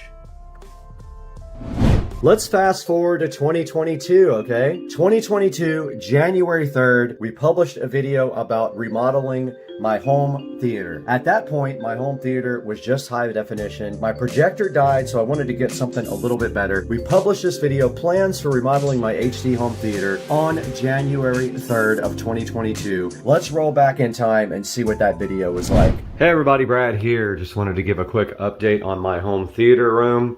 As you can see here, I have my home theater room in pieces. Wanted to let you guys know exactly what's going on here with this guy. Only thing I'm worried about is this fan being in the way. I've added that since, and I don't know if the projector being on top of this shelf is going to hit the fan, but if it does, I'm gonna have to remove my Moonman. The whole entire room is going to be that color. But yeah, so I am waiting for my projector to get here Wednesday. Meanwhile, I've got work to do in this room. I already have everything taped off. But yeah, just a little update. I still gotta take the Echo Show out of the wall here. I gotta remove these speakers, this vent, pull the bell off the fan and slide it down a little bit so I can paint underneath that if I can even get that down. So I'm gonna start working on that now and I'll update you guys in another video. On March 9th of 2022, I hit a huge box in the road and destroyed the front end of my precious 335i. And right here you can see it. I hit a huge box in the road and this happened. March 9th of 2022 was an awful day. I went to a party and then when I was coming back from the party, I dropped my friend off. I hit something in the road. It messed my car up so bad. Let's take a look at what happened on March 9th, 2022. All right, guys, bad news. Last night coming home from a work event, there was a big, huge box in the middle of the road. Did all I could to avoid it, but unfortunately, I swerved to miss it, and this is what happened. I hit the corner of it, and it looks like it broke my bumper pretty hard. It didn't get my headlight. It did get this whole entire bumper though, and this fog light is in the car. Not good. By mid-2022, I was producing a lot of videos. I had made the decision to post as often as possible, and sometimes we were posting daily. June the 2nd, 2022, I published a video about a Govee smart bulb unboxing. Let's take a look at how the production had evolved as of June 2nd, 2022. Let's check out the video. Hey guys, welcome back to the channel and happy Tuesday. I hope you guys had a great Memorial Day. And today we have something special that we're going to take a look at. I'm really excited about this because I don't have any of this particular product. Here we are on the tablet recording now. So we are going to first turn on our patio lights with our Alexa plug. And let's see if we have the ability to upgrade the firmware. There's usually a firmware like 6008 smart bulb, guys. I hope you enjoyed this little review and setup of this device. And I hope you guys have a good day. On January of 2023, I had a project completed for a huge golf cart audio system. There is multiple parts of this. Make sure you check it out. I put a huge system in there. This video is the reveal of that system. Let's take a quick look and see how my production had changed over the years when we check out this video about my golf cart audio. Hey guys, welcome back to Supercar Street Racing, and today we have the big reveal of the golf cart audio system. This magnetic phone mount thing is for going behind the carbon fiber dash, and the other part goes on the tablet and it's supposed to hold, but since the way I'm using it is not the way it's designed. It's designed to stick onto a dash and you put this on your phone and it sticks right to it. I ordered these guys here, these 83 watt QC3 multi-port chargers after the first charger wasn't a super fast charger. I did try to charge my phone with this yesterday and it just said fast charging. It didn't say super fast charging or anything like that, so I don't know why that's the case. I don't know if it's my cable, which I guess that's fine, but I bought it for super fast charging and it does not do that on my phone. I got one in the back of the cart. Next, I finally upgraded my tools. I've been suffering with this Hitachi tool set that has been a problem for years. It's probably 6 or 7 years old now. Pre-workout was not for the golf cart, although it'll pump you up and get you ready for working on the cart. I bought the actual Infinity Kappas with the grill. I ended up returning them because I bought some JBL GTO 620s. This is a 256 megabyte SD card for the tablet. Today we have a tour of the golf cart audio system, two 6.5 inch component speakers. Let's move around to the other side here where we have better access to the dash. No copyright music here because we will get copyright strikes. Moving to the actual dash, we have a Samsung A7 Lite tablet. It is actually fast charging, which is amazing. I don't know why it won't stay on landscape, but anyway, got your speedometer. It's about 98% what I wanted it to be. The rest is pretty clean, as you can see here. And of course we have our beautiful epicenter control. In March of 2023, I decided to build a production studio outside of my house. There are a lot of videos in this series. I built it from scratch. We built a facility outside of the house, and then I did everything on the inside. I had someone build the actual room. I did everything after that. I did the floors, the audio, the video, the electrical. I did everything. And that whole series started in 2023 in March. It goes all the way down to April of 2023. Let's take a look at the reveal of my studio build from 2023. Hey, and welcome back to Supercar Street Racing. I'm so excited to have you guys back today in our brand new 4K production studio. Today, we're going to take a whole tour of this beautiful brand new facility. Now you can also see here on the outside, we have LED lighting installed all the way around the perimeter. It puts a nice downlight onto the studio. Guys, welcome back to Supercar Street Racing, and you are in the Supercar Street Racing 4K production studio, and we are going to give you guys a very quick tour of the studio. Stepping back and looking towards the door, we have the Echo Show 15. On the left side of the desk here, the editing desk, we have a HP all-in-one computer. Now this one is the one that I have a video on my channel for. Moving underneath the desk, you can see the editing rig sitting there. Nicely under there, you can see my wiring skills. I did all the cable management under the desk. And moving behind them, we have the Govee immersive lighting. Up above that monitor there, you can clearly see the center channel speaker. That is the rear of the studio for guests to hang out while I edit, or to sleep in here, it's possible as well. You rotate around this way, there's the editing, and if you keep going to your right, there is the futon and coffee table. This is a 43-inch 4K Amazon TV monitor. Guys, moving up to the top of the ceiling, we have the Govee canned recess lighting. It's actually just pucks lighting. It is smart lighting. Guys, that's going to wrap up a tour of the Supercar Street Racing studio.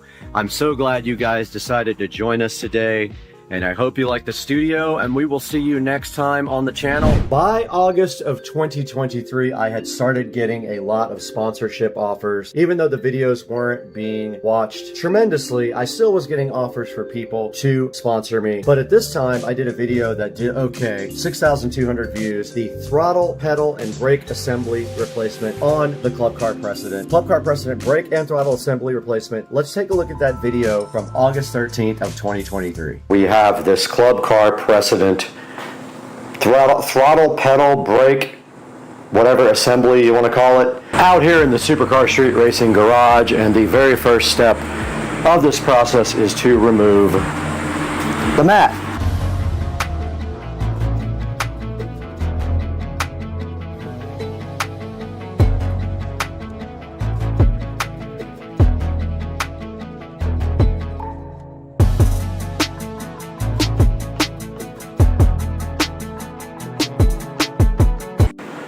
We are back in the nice air conditioning in the Supercar Street Racing kitchen, and as you can see, this guy does not come with another one of these rods.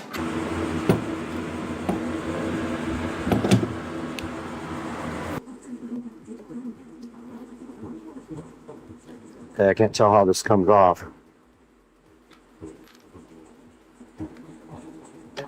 Okay, it just literally slides right out. And these can only go in one way.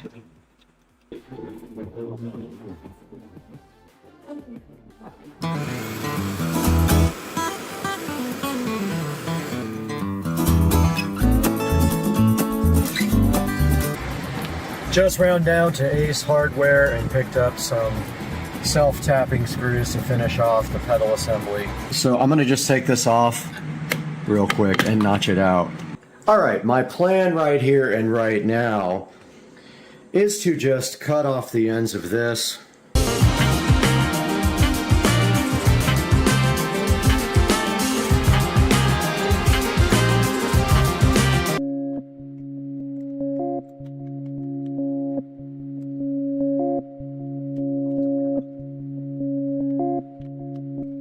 Update from the garage here. I did get the wiring run behind there. I need to tuck this in a little bit better, but yeah, the wire is run nice underneath the pedal right there. It goes behind the pedal and then underneath.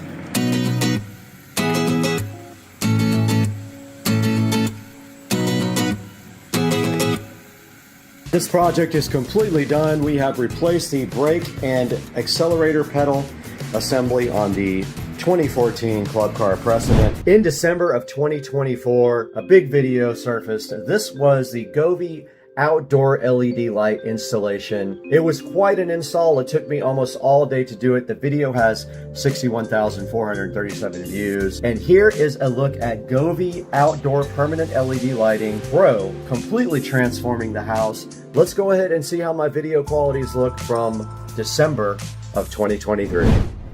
We find ourselves once again in the Supercar Street Racing dining room with an exciting product today that I am so hyped for, and I've been wanting to do this for a really long time. And inside the Govee Permanent Light Kit Pro, which I'm getting more in the light so you guys can see it better, we do have a Govee Home card. So some little extensions if you have to jump from eaves to eaves.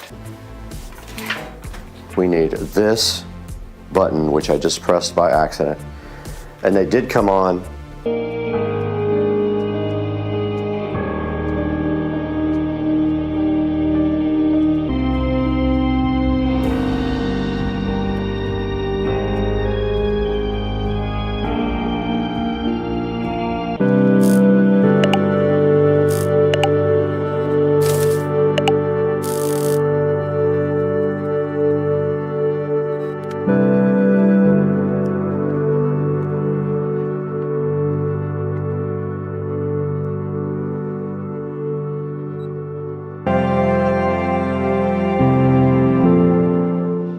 All right, we're out here with Rich, and he's got his Tennessee shirt on, but we just took a look at the final product here of the Govee Permanent Outdoor LED lights. And you can see with that mode, the spotlights actually look good. I think they look good. Yeah, I think it looks good with the spotlights when it's on warm white like that. Look how far I made it. I was surprised how much extra I had. Hope you guys enjoyed this project. I absolutely loved it. It was a lot of work. It took me about 7 hours to do. All right, the next stop on the evolution of the channel is going to be January of 2024. On January 10th of 2024, I published a video about the Lumery Outdoor Pro RGB path lights. That video has 52,000 views. Let's go ahead and see what my production looked like in January of 2024 for this Lumery light video. Guys, right here in front of me in the Supercar Street Racing living room, we have the Lumery RGB AI Smart Pathway Light Pro Kit. So the actual light will rotate, and I would say these weigh a good 2 or 3 pounds. And if you expected them to be plastic, they are not. They are solid metal, so very well built. We can go ahead and set them to whatever we want. I love how bright these are. Our next step is going to be getting them installed on the dock.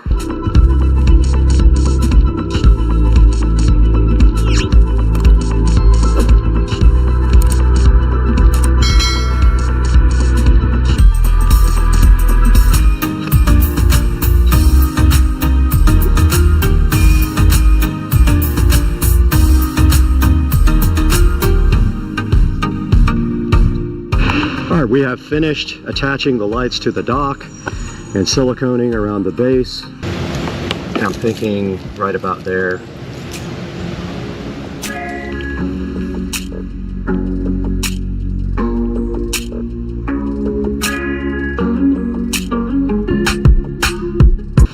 So tonight we'll come back out when it gets dark, check this out, and see how the project finished.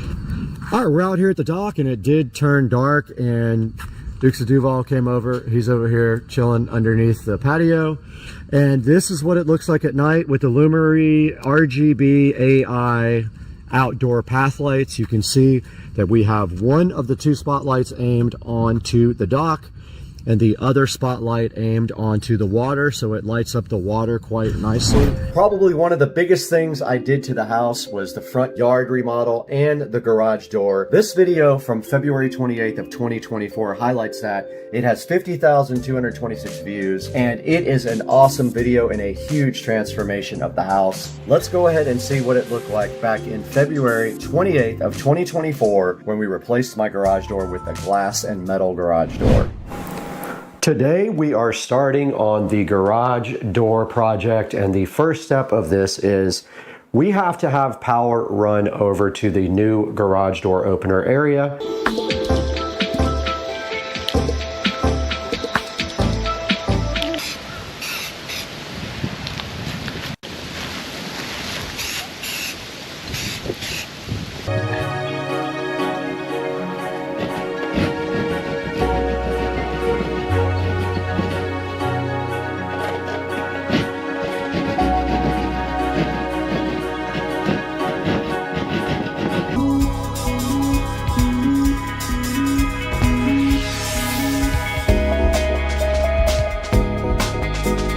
So first things first, all we have to do right here and right now is to get this pre-wired. And so to do that, we're going to go ahead and open up the back of the receptacle, whatever this is called, the wall box. And this is a type that screws in from like that. And then the tab goes around and holds it to the drywall.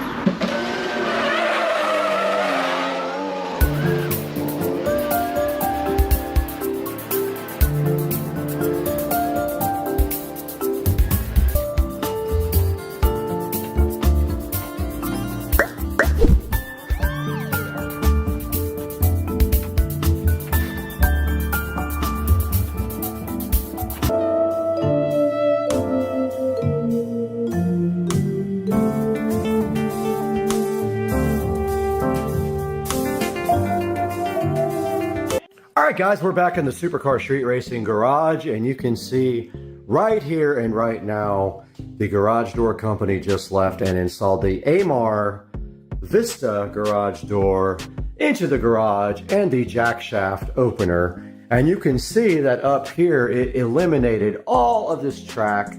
And all we have to do now is just shorten this cord for my extension right here and paint that ceiling black. All right, we are outside Supercar Street Racing compound, and you can see the AMAR VESA garage door installed from the outside with the frosted glass.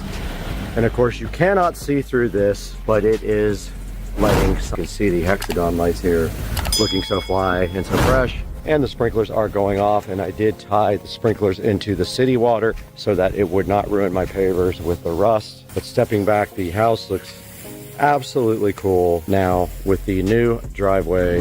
I believe one of the top, if not the top viewed videos on the channel is coming up next. In March of 2024, we published a video about doing shark coating on my garage floor. That video has 202,794 views. Let's go ahead and see why this video has so many views. Let's take a look at why epoxy is the wrong choice for garage floors. I got shark coated. Hey guys, welcome back to Supercar Street Racing. We have something special for you today. I thought I would come on camera on the intro and talk to you guys a little bit about getting my garage floor shark coated. Now in this clip here, you can see the guys from Shark Coatings did get here pretty early in the morning, actually earlier than they were scheduled to, so I was kind of not ready at the time.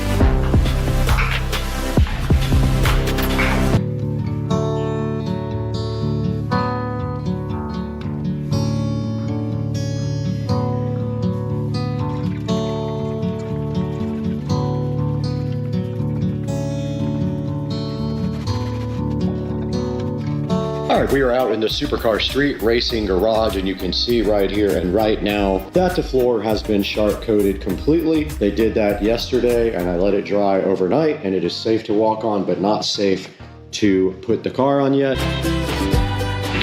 All right, a little update from the garage, and I have finished the paint project. And let's take a look as we step back, and I'll go through everything that we did. Yeah, that peel satisfaction. Let's get the car pulled in here and see how it looks. And guys, I hope you enjoyed the video. I have never taken so much hate as I do for this video because I mistakenly misquoted something in the video. This is the Marantz Cinema 70S. I mistakenly misquoted saying it was a flagship or the flagship. I since have gotten berated and accused of everything in the book in the comments, so I changed the title that it is not the flagship, it is one of the flagship receivers.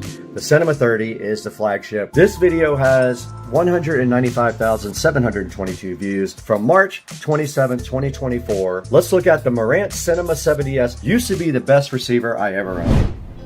Hey guys, welcome back to Supercar Street Racing, and today we have the Marantz Cinema 70S, and inside the nice packaging. Very, very nice presentation.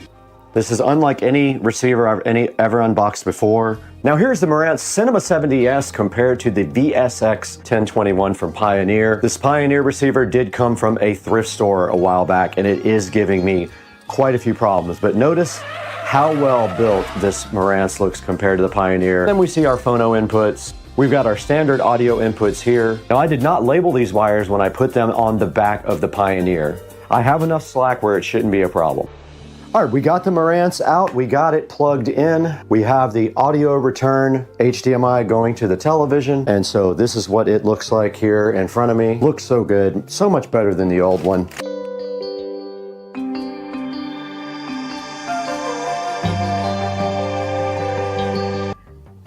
Go ahead and open the app. Now don't forget we have two Marantz AVRs now. Now it's detecting.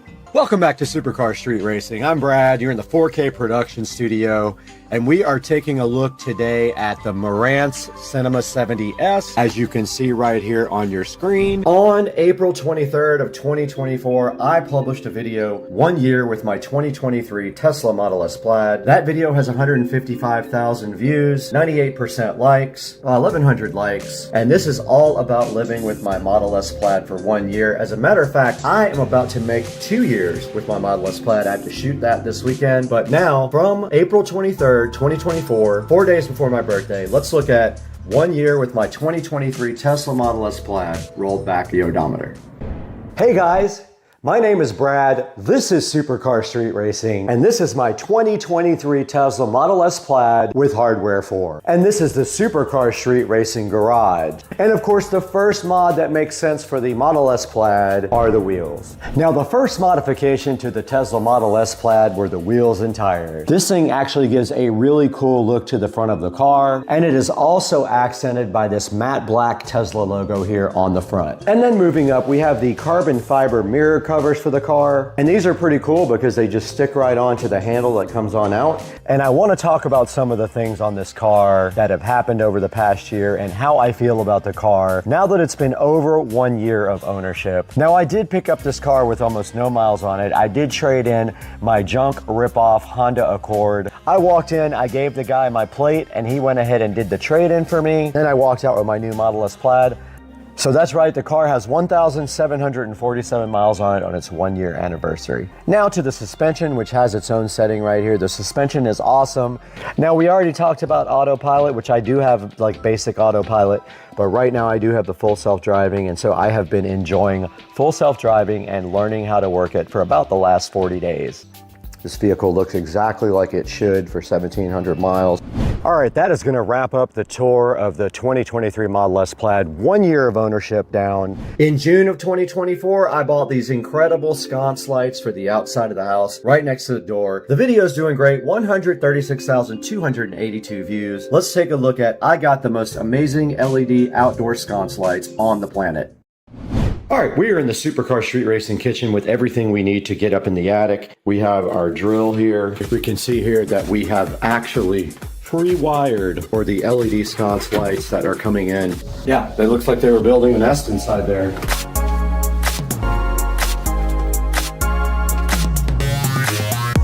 All right, I did get the light removed and the cover plate put on. It's not perfect because I couldn't get the other screw in, but that's fine too.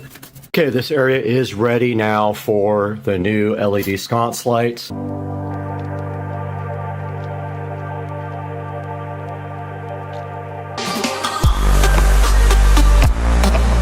Just looked outside and I noticed the box here.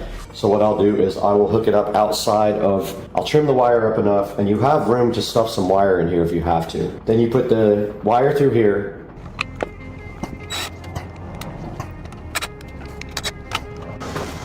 Okay, I did get the lights finally hooked up and on. All right guys, we are outside of the house now at night. Sun has mostly set. You can see there's some daylight, but I wanted to show you guys the sconces here. And you can see right there as we walk up, they are set on warm white along with all the other lights, and I have the garage, kitchen, and foyer on purple.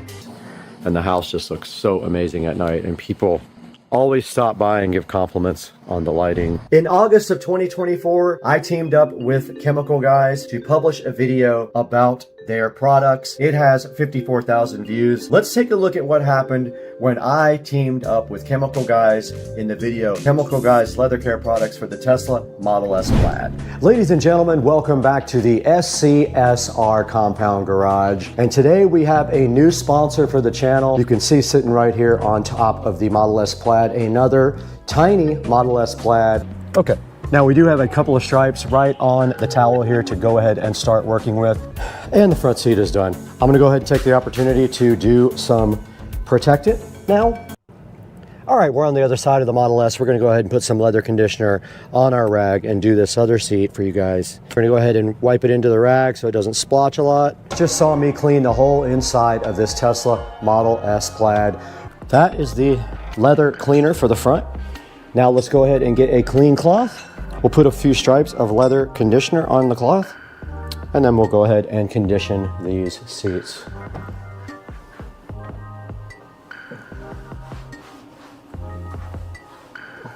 And that is that.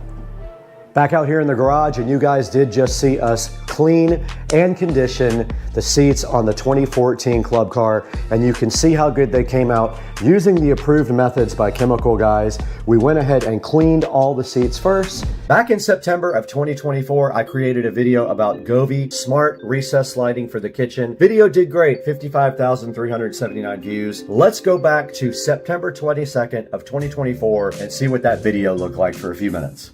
Guys, we have something to do today, and this is a clue about what it is. Look at that right there. Has been a problem for a long time. Let's get this opened up. And we're gonna get these out right now and show you guys how we're gonna get this kitchen more modern. Inside of the box, we have this Govee Recess RGB WW downlight. All right, directly in front of me right here, we did finally get our microphone working. We have our RGB WW Govee Recess downlight.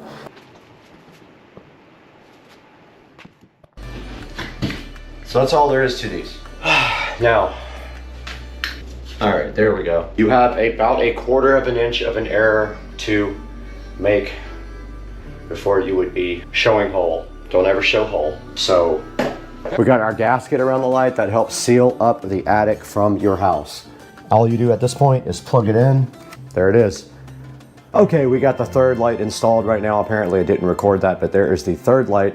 We are in the Breakfast Nook today in the Supercar Street Racing compound, and we have some stuff for this project that we have in the box. Let's go ahead and get this unboxed real quick. I bought a bunch of supplies to go ahead and fix the electrical for good.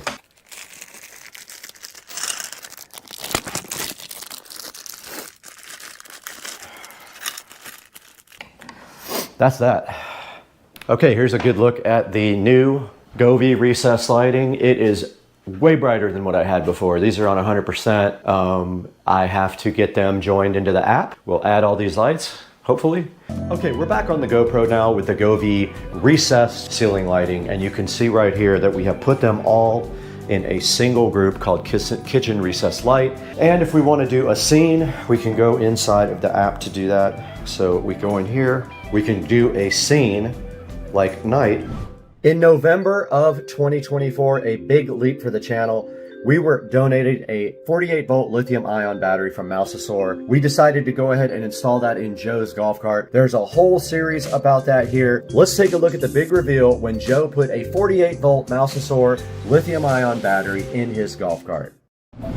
Alright guys, welcome back to the channel. You're at Supercar Street Racing. You got Brad here and Joe. And today we are going to take a look at this project that we did on Joe's golf cart. We're going to go through everything with you. So some of the features I discussed were part of the exterior add-ons that I did to the cart. Now I want to talk a little bit about the things that I did internally on the cart. So one of the features that I wanted to do on this golf cart was to speed it up. So one of the things that I added originally was a 500 amp all-track controller. Along with the battery, we added this voltage reducer. So that was a quick overview of my golf cart. What's up everybody, I'm Brad and this is my 2014 Club Car Precedent. You just got a good look at Joe's cart. Everything he did before, he went ahead and got his 48 volt lithium ion battery. We're right here with my wheels and tires on my 2014 Club Car Precedent. You can see right in front of me the other set of wheels for the rear here.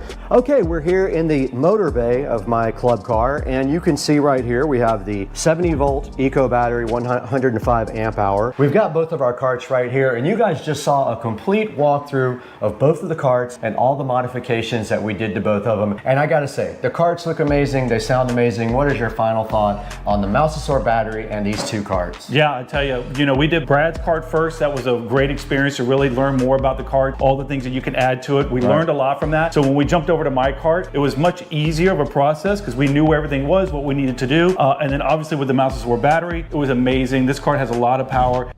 I took revenge on the haters in 2024 on December 7th.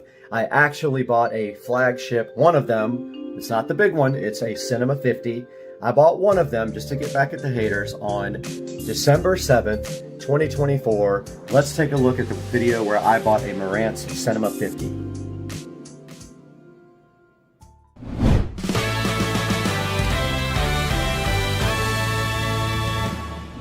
Ladies and gentlemen, today on Supercar Street Racing, we have this Marantz Cinema 50. Plenty of power for what most everyone needs for a home theater. All right, we are down here by my old setup. Now what we have right here is a Pioneer VSX 933. Let's put them back so they don't get lost. And then here is a little pamphlet about Hios. Right in front of me is the Marantz Cinema 50. This is supposed to be gold right here. You can kind of see the reflection there.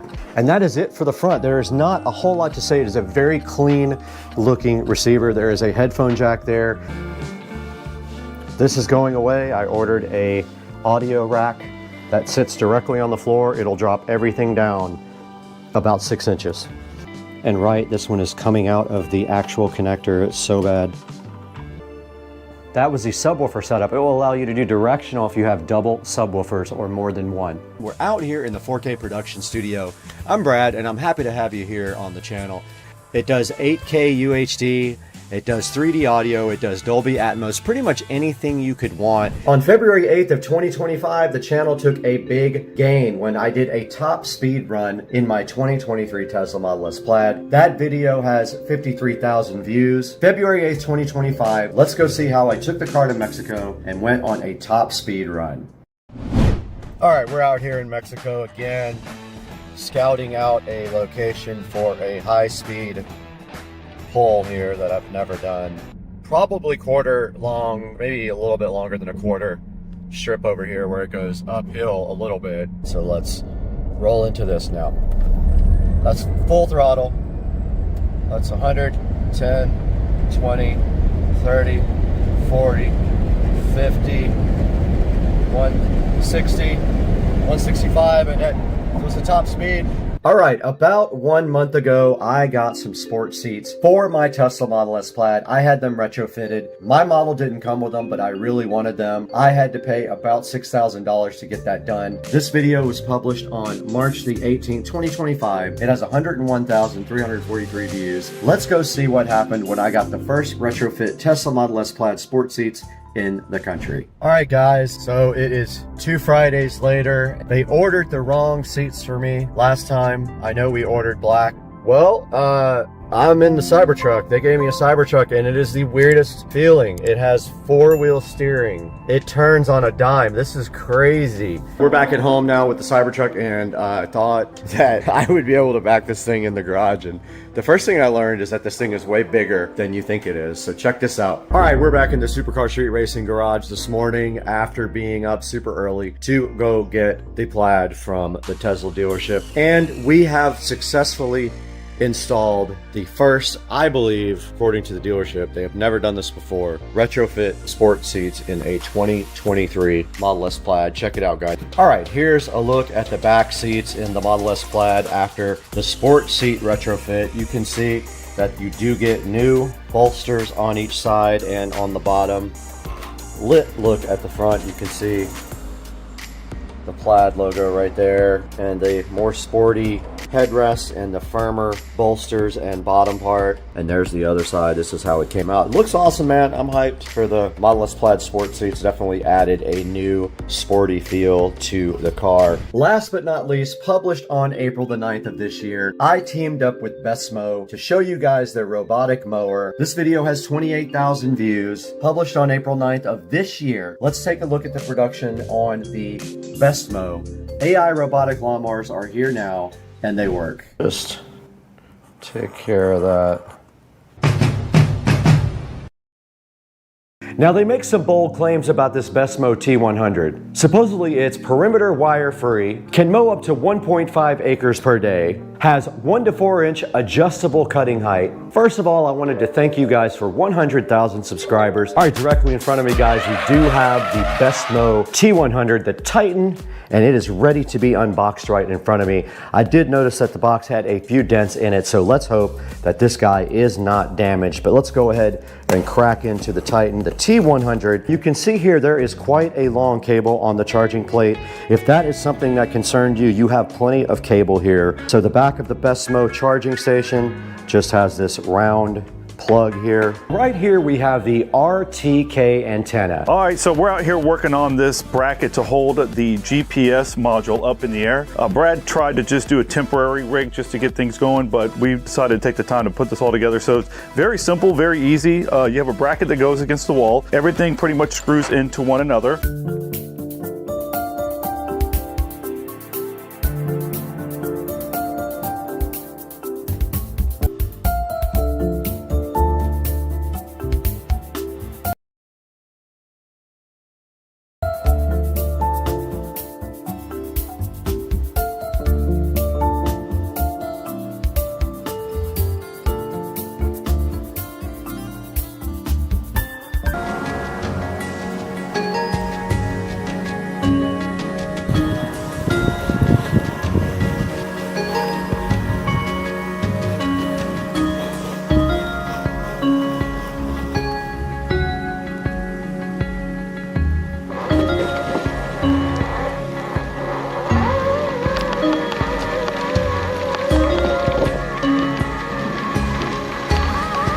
Here is a look at the yard after the mower got done. I came up behind it with the trimmer and went ahead and edged a few places that it missed. It had a few issues here and there. I'll be working with the developer on that, but for now, this is how it looks after the mower got done.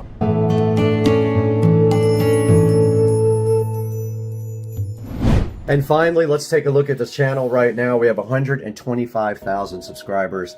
This is amazing. I really thank you guys so much. A few of the videos are doing great right now, a few thousand views per day on each one. That's amazing. I can't do this without you guys. Thank you so much for supporting Supercar Street Racing for the last few years. First, it was Brad D. Supra. Supercar Street Racing started in 2017, so it has been less than 10 years, but we do have 125,023 subscribers as of right now. All right, we're back in front of the awesome YouTube play button here, the silver play button that symbolizes 100,000 subscribers for Supercar Street Racing. Let's go ahead and show you guys where this is gonna go. I had a place already planned for it, just in case it happened. Let's go take a look right now. Looks like there's 2 places to hang it right there on the back. So this is going right up there. If you guys remember when we got this uplight here, I told you guys there was a reason for it. It's going right there.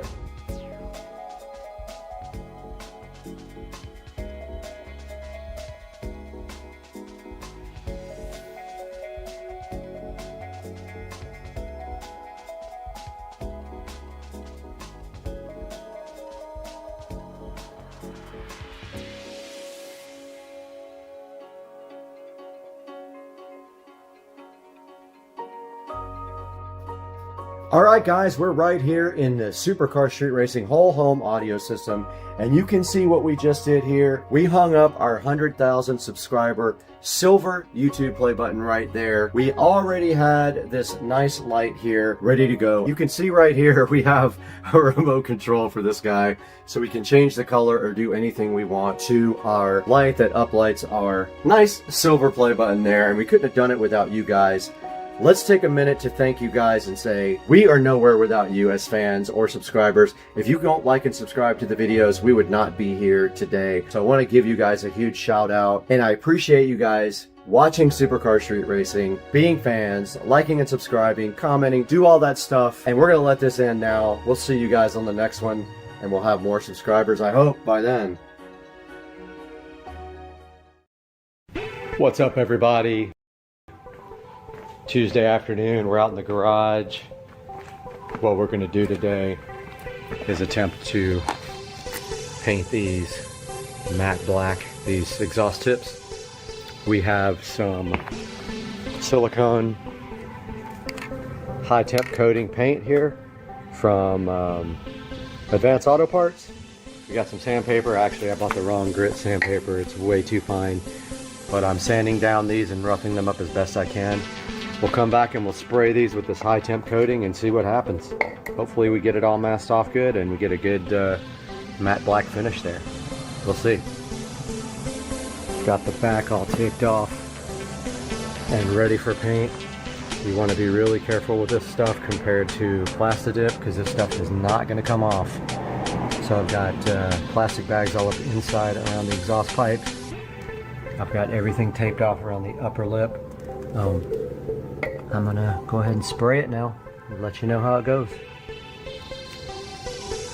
Got the first coat on. Looks freaking awesome. Stuff is kind of watery, so that helps with the overspray. Just go around it a couple of times, and I'm gonna give it like 2 total coats and see what happens. First side has had some time to dry. That's what it looks like. Looks pretty cool. I'm gonna go ahead and do the second side now. I got this all taped up and ready to go. We'll be back. That's what it looks like. Came out really good. As you can see, the body work around it is already black. Turn the light on so you can get a good look at it. There it is. It almost looks a little bit purple from the lighting. I guess the white balance on the camera. And that's our little project for the day. We took those chrome exhaust tips on the back, wrapped them in DEI high temp silicone coating, and now they're matte black, matching the rest of the emblems on the car and the soon-to-be wheels. A little update on UPS and my wheel situation. 3 out of the 4 wheels are still delivered. 1 is not. UPS is running 3 to 5 days behind, and they literally do not care about your packages. If you call them, they'll lie to you. They'll tell you every excuse in the book. Your package is coming when they feel like it, or it might not come at all. That's gonna do it for today, guys. We'll see you on the next project, which is gonna be those wheels and tires.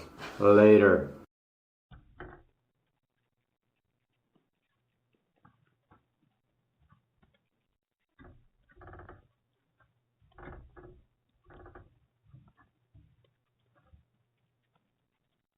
We're back here at Supercar Street Racing Studios once again in beautiful Jacksonville, Florida. And today we have this mini camera sitting here so fresh and fly right in front of us, ready to do some detection of some shady characters around your house or my house.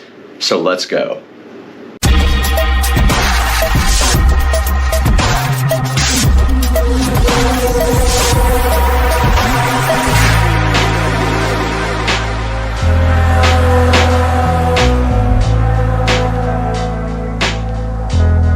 We're sitting in the beautiful Supercar Street Racing compound now with this mini spy camera that was so graciously provided to us from the manufacturer to check out.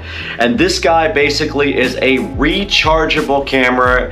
It does charge with a standard USB cable with a Type A. Now, just a bit of a warning on the side of this guy, it doesn't have a USB Type-C. It has the older style USB connector, so it's the kind that's longer at the top and smaller at the bottom, and you will have to have a cable, and it does come with one.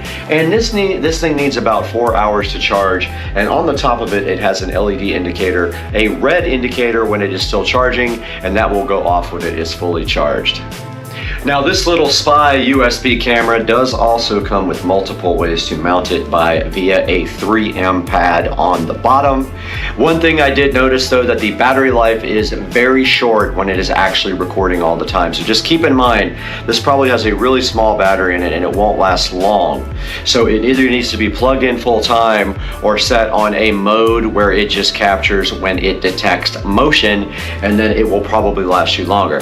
Now, if it is running constantly at full time, you can literally watch the battery indicator drop. Now, to charge this guy, we simply have this USB cable here. It does have a USB Type A on one end, and on the other end it has whatever type of USB that is called, and I can't remember the name, but it's the one where it has a long on top and a short on the bottom here. We'll plug our cable in right here, our other end into our charging stand here that has a USB Type A. Thanks to whoever invented USB Type A that you always get the wrong end. And you can see right here and right now there is a solid green LED on top. Now it is no LED on top. And that red indicator light will come on here when it starts charging here momentarily. There is the red indicator light. And then it is flashing blue as if it is trying to connect. And I don't want it to be on, so I'm going to hold the power off.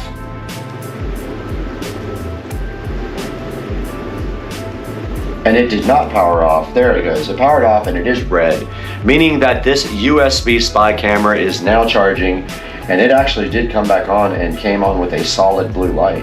So I don't really want to be using this. I want it off. Let's see if it continues to power back on. Now it is off again, and it did power itself back on one more time. So it is wanting to be on so bad that it is now solid blue again. And there are some indicators in the manual that say what solid blue means. Right here back in front of the USB spy camera, and it will not power off all the way, but there is a solid blue light and a red light. The solid blue light meaning that it is configured with a router, but the SD card isn't recognized, which is interesting because I know in fact it is on the app and it actually does record and work properly. Now let's take a look at this guy on the actual Android phone so we can download the app, see what it's like to set up and start busting creepers at your house. All right, guys, we are now on the phone trying to get the app downloaded. So the name of the app is HID-VCAM, and there is a scannable link. So let's see if that actually works. It does. So we go to the link here. Let's see if it loads. Or you can do it in the Google Play Store. There it is. So let's go ahead and install this.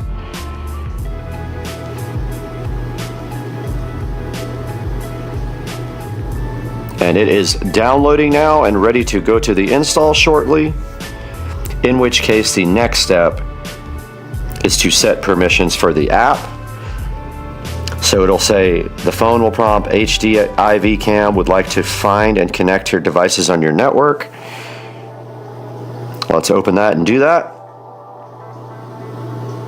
We'll agree to their policy, and we have to register, so we will have to do that off camera. All right, we're back on the app now. We did have to register for the service though, which is fine, and it's asking if it can send me notifications. I'm going to go ahead and say allow. And now it says that it should ask for a location. It did not. Send notifications, it did. I don't know what I know means, but that was on the screen. Already registered an account. Now we have to configure the camera. And now it does not say Turn on the camera. Okay, so it says to turn on the camera, press the on-off for 3 seconds, and after 10 seconds, press reset for 5 seconds. So over here at the camera, we will now turn on the on-off button for 3 seconds, which I am doing in the background here. 1, 2, 3. Nothing happened. It's now not flashing green on the camera. It's solid green. Now it says to press the reset button for 5 seconds.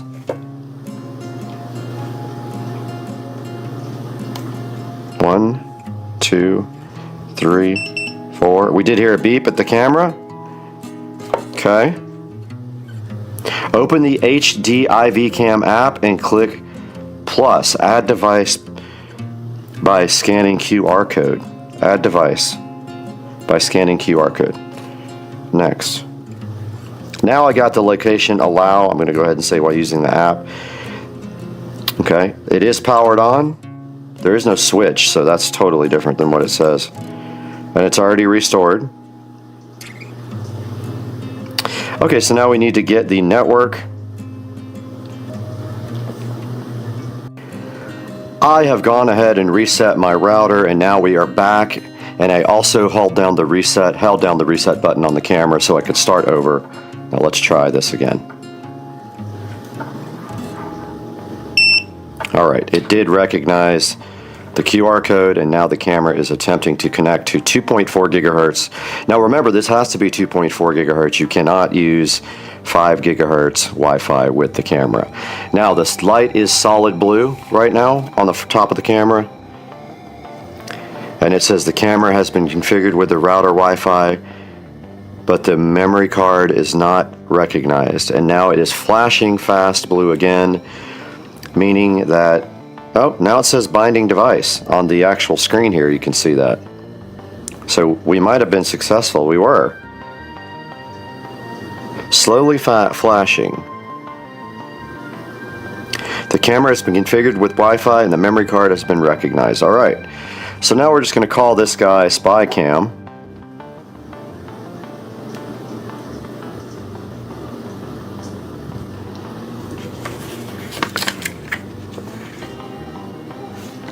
And we're in the part of the manual. Device has been accessed. Confirm. Place the device and mobile phone close to the location where the camera is installed, and then click Next. Okay, we're close to it already. Now we're supposed to be looking at a real-time preview here, and there we have it. We do have video from the spy camera, which is pretty cool. You guys can see it right here on the screen. There's the lights and everything. Okay, so that says completed. And now we should just be able to hit play here. And there is the spy camera, full screen, and there is Supercar Street Racing in its full glory here. Okay, we can see the camera is plugged in and charging. We can see that in the upper right hand corner of the video here where it says 70%. I will continue to let that charge, but we're going to take a look at some other settings on the camera. You can do multi-phone sharing if you click settings and go to share device. So let's go back out.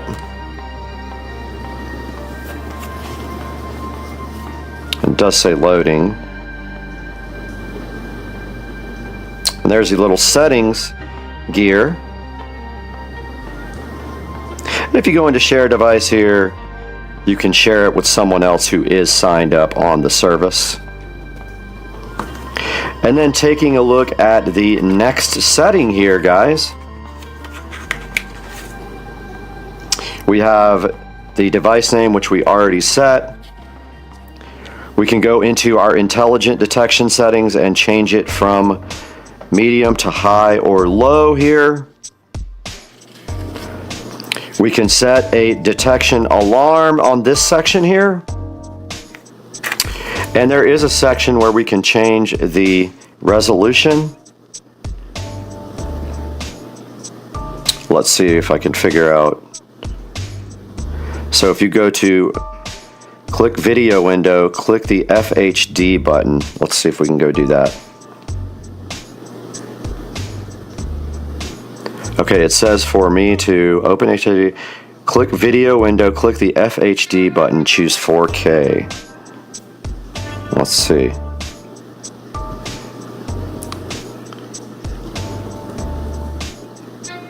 Alright, we did choose UHD and now our video is supposedly in 4K. It is probably highly compressed and laggy, and you can see my charging indicator going up, but the video did stop. Network is unreachable.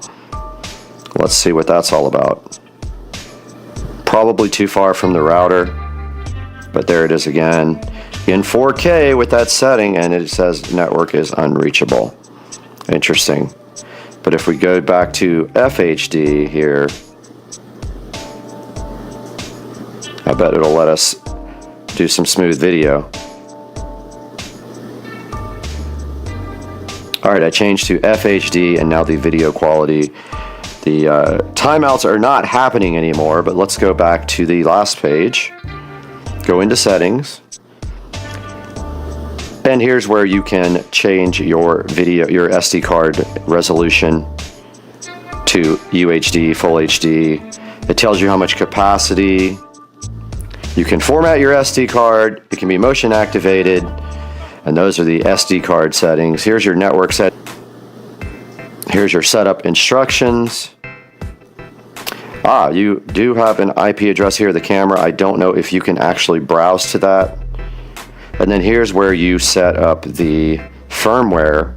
It doesn't look like you can upgrade the firmware, which is interesting.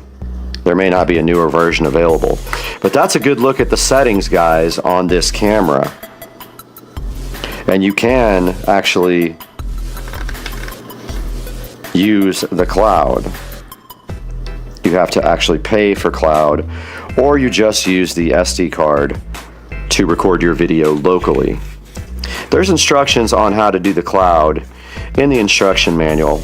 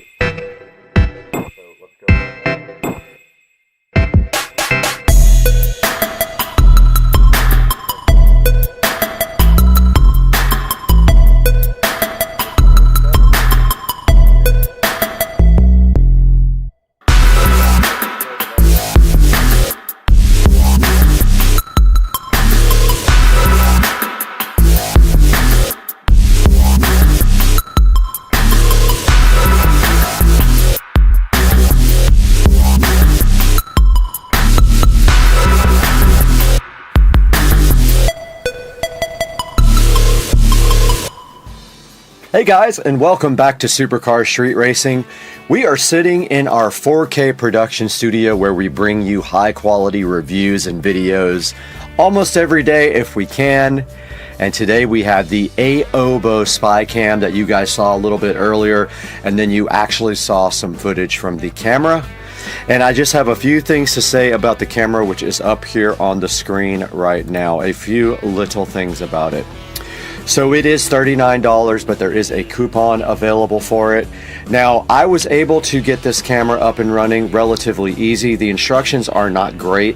It does charge with a USB Type-C cable, and it does take about 4 hours to charge completely. And one thing I will say about the camera, a couple of the negatives are the video quality was not tremendously good. It only outputs at 720p and it is actually, it's not even 720p, it's 1280 by 720 by 15 frames per second. So it's only 15 frame per second video.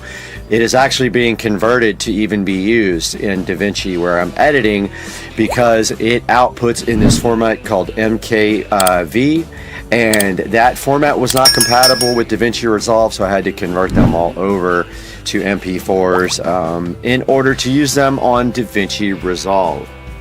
Now, taking a look at the camera here, it actually is that small. It has a little stand on it that you can actually take off a sticky pad and use that to mount it however you want.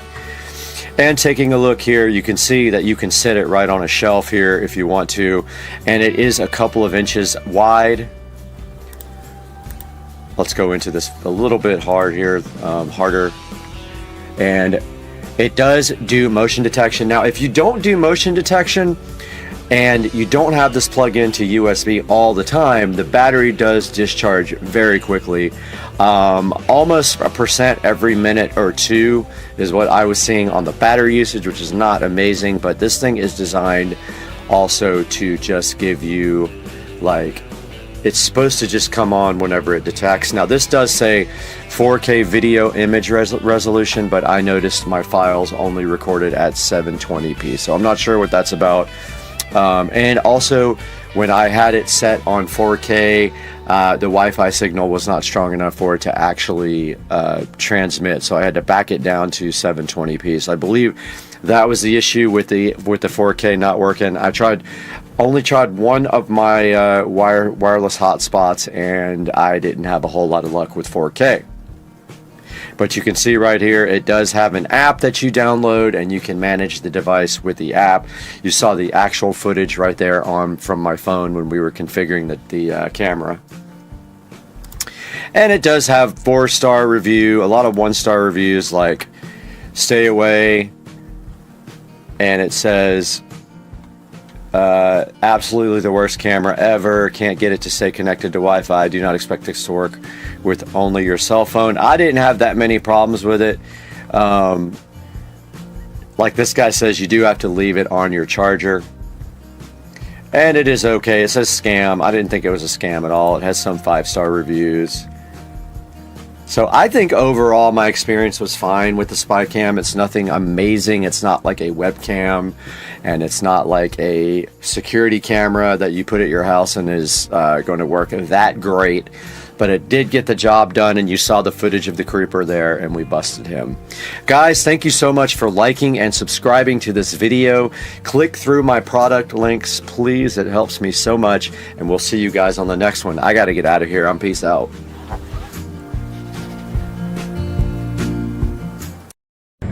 Guys, welcome back to Supercar Street Racing, and we have a huge update for you on the Supercar Street Racing studio, which we are currently in.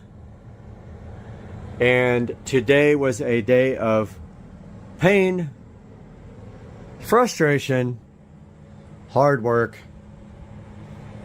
and now this is where we are. We are still live streaming. We've been live streaming since this morning, and let me tell you what we got done today. All right, where do we start? What a day, man. 14-hour, 16-hour day, something like that. But check out the studio, guys. So hype train. Today I got this whole wall finished with acoustic tile. That entire wall finished with acoustic tile. Got it cut in all around the AC and the plugs. You can see it turned out so good. So hyped. I got the Govee 6-inch recessed lighting done. Look at it, guys. It's going to sync to the TV lighting too. Check it out. We got 6 of them, and they are programmed and doing an awesome job. Those are also Govee. This one's turned off, but the actual bulbs are Govee. Well, and we got all the speakers mounted, guys. There's the center channel. There's the side surround. surround, side surround. All we have now to put up are the Harbinger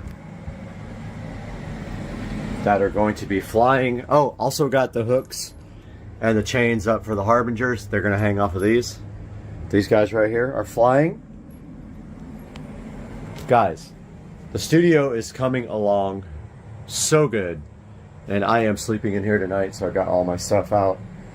And the AC is set to 68. And we're live streaming at the same time. But yeah, we got all our lights on. And we're just having a good time. Went out on the golf cart with Joe. Had some liquid refreshments, and now I'm gonna upload this video for the daily update. And I'm crashing right there, get up early and start work tomorrow. Guys, tell me what you think about the Supercar Street Racing Studio. It's coming right along. A lot of hard work has gone into this. All we have left to do is this front wall, and that is going to be an insane amount of work. I have to, first of all, put the walls up, and then I have to do all the electrical and audio and video. We got 1, 2, 3, 4 electrical boxes to put in. All the HDMI, all the network, everything's got to go. The switch has got to go up there. The Harbinger's got to go up. It's another week's worth of work, easy. And then, after all that's done, I still have to tile the ceiling with the acoustic tiles. That is a good, probably 5 hours worth of work, because I have to cut in around all the speakers and the lights.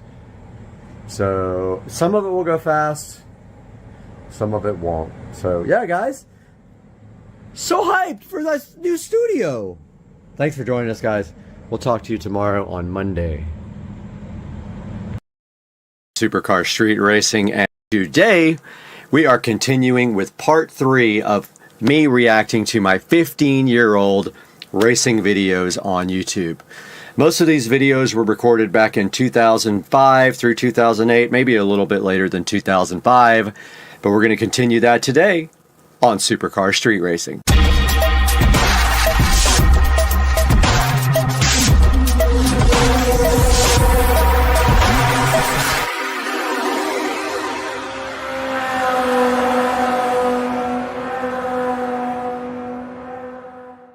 Guys, welcome back to part 3 of me reacting to my 15-year-old racing videos on YouTube. Today I've got 4 or 5 videos queued up, and we're going to take a look at those, and I'm going to react to them. I haven't seen them in a really long time, and you guys may have not seen any of them. Some of them are pretty cool. I had a pretty nice Supra, and I regret to this day selling it. So let's take a look at what we got first over here. Alright, so this says Brad's GT74 Super Crazy Burnouts at the Luxor Hotel. So basically what this is Supras Invade Vegas, and everybody was egging me on at the hotel, and so I did some crazy burnouts there. And I do remember in this video, I believe the police come by at some point. So what we're going to do is listen to this, and I realized there was an echo when I had my mic on yesterday, so I'm going to go ahead and turn the mic off when we do this. Or actually, let me just do this. Let me mute desktop audio and turn up this video audio, and we'll see if we just listen to it there, how that is. So you guys can still hear me. Alright, let's give this a shot.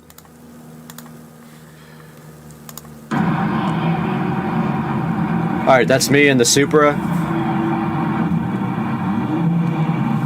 Somebody's pouring water on the tire to make the burnout a little better. This was fun, I remember this.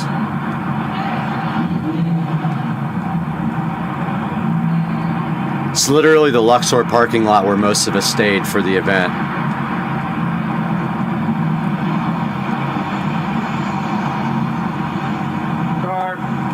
Car. Had to wait for a car to go by.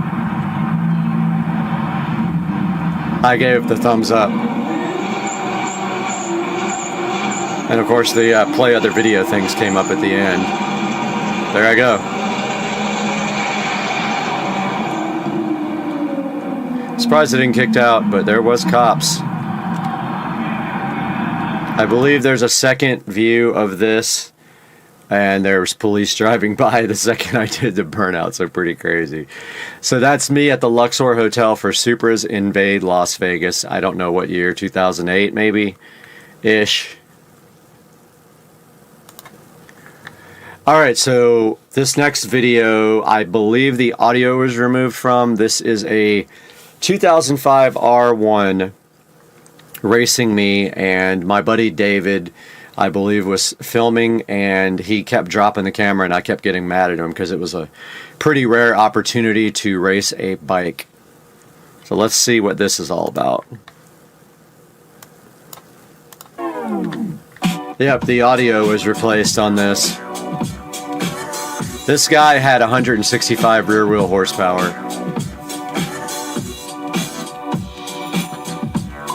There's the actual bike. We stopped and talked to the guy. He was really cool. Really, really beautiful bike. Now the bike's so old. This one was modded, exhaust, tune, 165 at the wheels.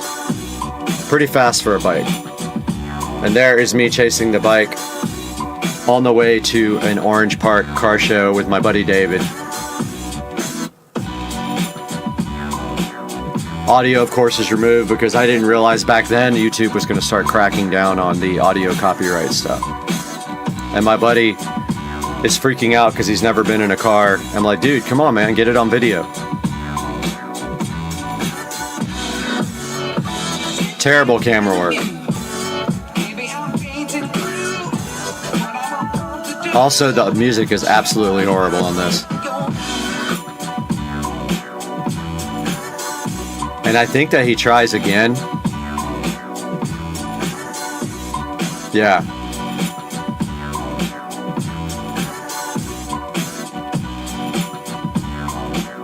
I don't know why my buddy kept dropping the camera, but he absolutely ruined this video. He said he got it. He absolutely did not get it all. Then he hits it right here on the straightaway, and I try to stick with him. Very quick bike.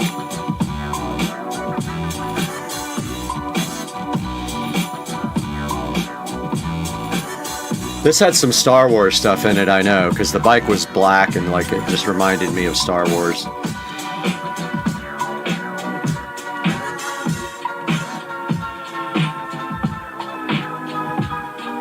That area right there is actually known for police. They hang out right there before you get to that bridge.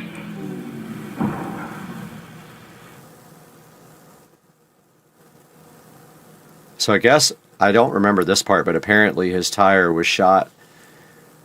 Yeah, he was riding on cords doing 170 miles an hour. Back then we thought we had to put that it wasn't us in the videos. We were so worried about getting busted by the cops. Worst cameraman in history, my buddy David, who's an airline pilot. And back then I was sponsored by MVP Motorsports with my Supra. We get good, really good discounts on everything. Alright, so that's me racing an R1 in my Supra. Now this actually is pretty cool. So guys, this is me in when we were filming Kings of the Street. So Kings of the Street is a guy who traveled around on a motorcycle, and he would only film or record cars that had more than like 700 wheel horsepower. He invited me out there. I did this run before we actually did the filming, and I had a thing of race gas sitting in the passenger seat at the time. But this is, you can barely see it, but this is GPS on my Pioneer AVIC, I think N1 or something like that. But it's GPS verified 170. Let's see.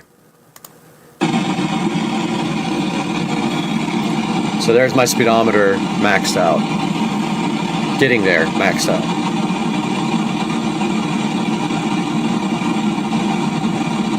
So funny because you can't even hear the motor.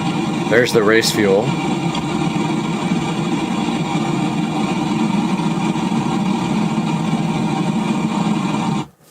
And then somebody stole this, so they dropped a advertisement at the end. They stole my video. So that's me going 170 on pump gas. I believe this one isn't my buddy's R6, and this was the last time I ever, I'm trying to get the words out. This is the last time I ever ran the car on the 67mm turbo. We upgraded to a GT74. We did bigger fuel injectors, and all that came after this video. This is a pretty cool video. Went to a car meet, and this is what happened. This might not have audio either.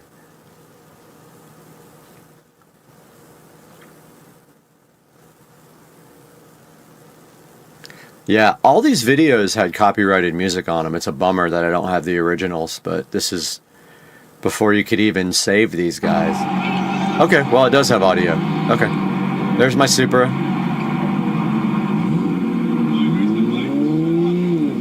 Looking so good. There's my buddy's R6.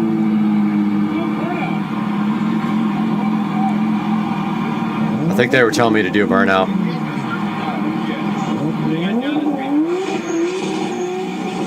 Maybe warming up the tires.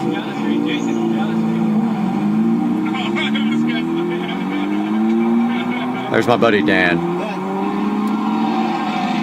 Miss that guy. We couldn't get quite started here. We had a car behind us too.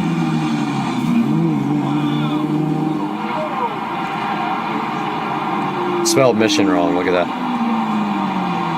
I think I got squirrely on that one. Here we go.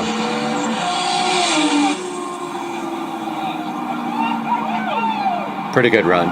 It was a short, like maybe less than an 1/8 mile. Not too big of a run. By the time we would actually get started, we would be at the end of the road, or cars were coming. Here we go.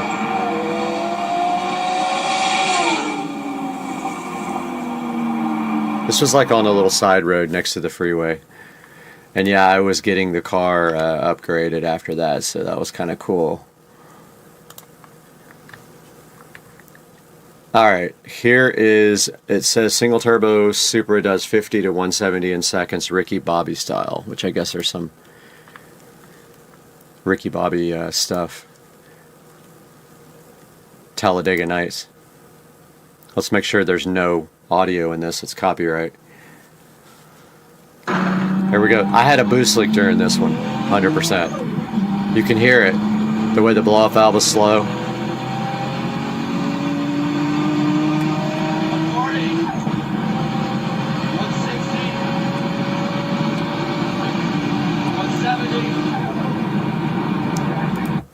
So that's kind of, let's watch that one again. So this starts at 40 all the way to 170. This was race gas, 33 pounds of boost.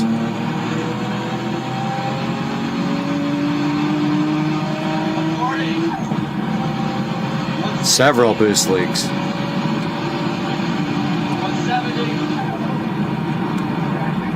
Car was insanely fast. Now this one we're moving on to, this was that same Turbo 350Z that I raced in the other video with my buddy.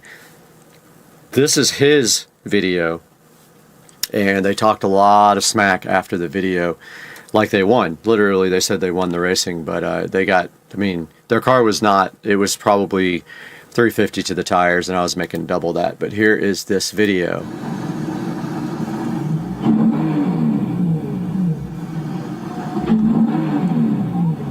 You can't even really hear the turbo on that car, but here we go. That's me pulling up beside him.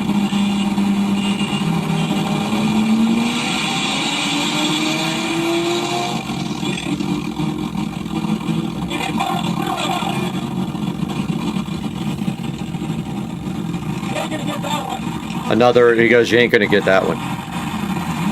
He dropped the camera as well. This is my buddy racing him. Stock fuel, single turbo.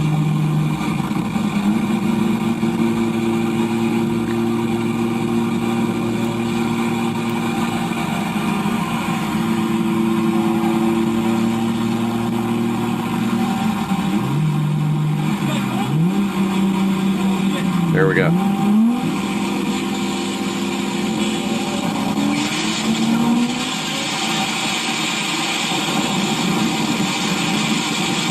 And he gets walked.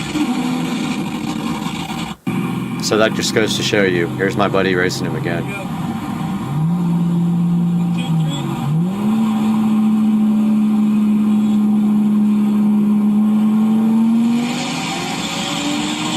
See, when they start evenly, my buddy just walks him. Try the #1 professional. And then we get an ad right in the middle of the right in the middle of the thing. For up to 72 hours. Formulated So let's with argan oil let this ad run out. acid, powered by science, prescribed by pros. Oh, that was it. Okay. So that was the end of the video. It cut off right there. I believe he cut like a lot of the video out. So that was the next set of videos, guys, on me reacting to my old racing videos. I hope you guys enjoyed it. Stay tuned for the next part of this series where we'll go over this again, do some more cool videos on supercar street racing. Oh yeah, that ain't gonna work.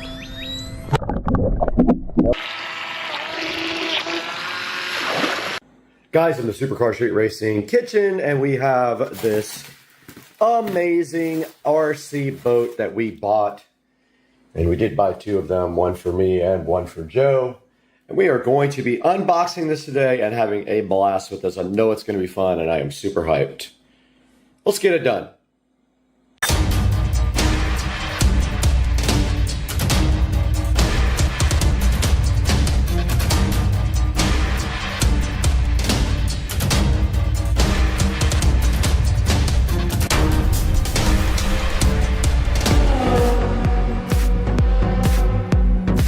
We got the Joy Spot HJ808, I believe is what the number is, and I love that it says Joy Spot. Just the best name ever. I love the Amazon names, but here on Supercar Street Racing today, we're gonna have to get this Joy Spot open. Check out the Joy Spot, but to do that, we need a knife. Let's get it done. We have unboxed the Joy Spot here in the Supercar Street Racing kitchen, and we open it up, and this thing is fly and cool. And I love it already. Check it out, guys. The 2.4 gigahertz remote control transformer here should have 2 batteries. Has something right there. I don't know what that is. The charger. It does not have a camera or an SD card, but I am going to mount the GoPro to the top of it and rip this thing in the pond. As much as it sucks, it's going to happen to not have a camera. But I looked everywhere. They don't have cameras on these things. But that is the Joy Spot boat ready to be charged. Let's get the batteries on the charger. Deeper into the package for the Joy Spot boat, and we did find the boat stand. We got a boat stand, guys. I'm hyped. And we got the battery plugged in. And I don't know why this indicator light's on the bottom of the USB, but it is. And there is the battery looking so fly plugged in, and the boat stand. And now you take your boat and you simply place it onto the stand, and it looks bad to the bone. Guys, check that out, man. This thing's cool. Look at the propeller on the back and the rudder. Thing looks awesome. I wanted red, but they are out of red at this point.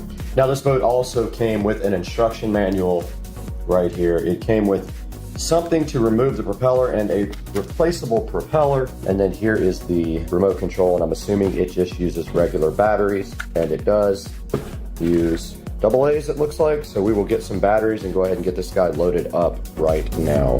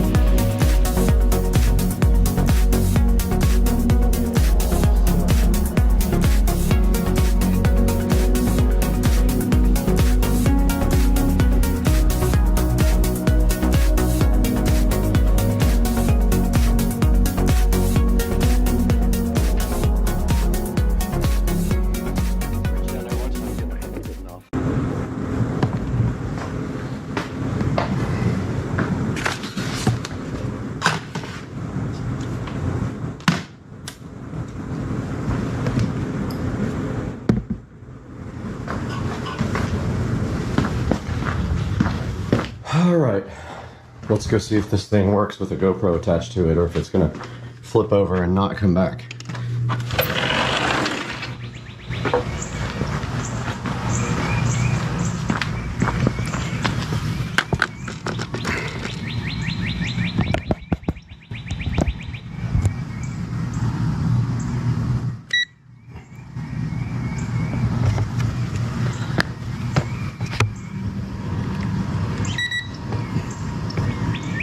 Oh yeah, that ain't gonna work.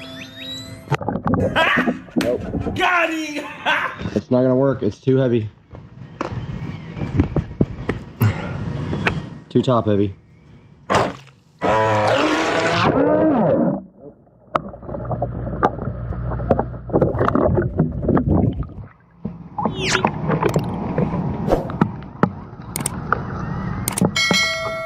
thought that would be the case. It does not work. It just flips over. I'm so mad. I wanted to do GoPro video.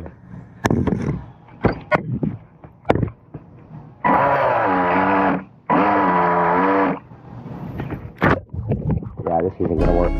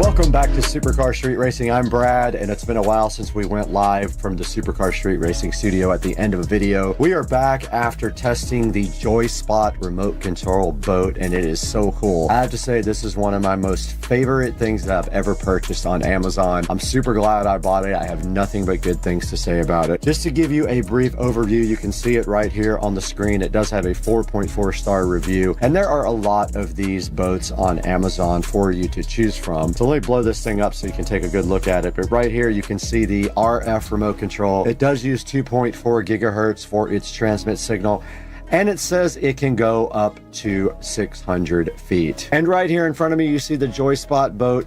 It does come with 2 battery packs, and they are 7.4 volt battery packs, and they are lithium ion. And you can see also in the picture here the USB charger that does come with it. My only complaint is the USB LED light for the charger is on the bottom, which makes no sense. You can't even see it. And you do see right here and right now it does come with a case as well, which is very cool.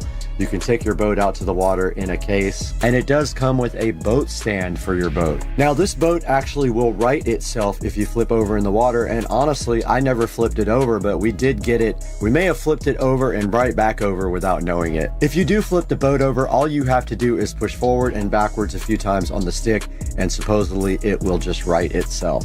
Now it also does have trim controls on the remote here for you, and it does take about 2 hours to charge the battery on the boat. Now this boat will actually do 20 miles per hour. It is very fast. Here are the few pictures of the boat here from customers, looking pretty cool.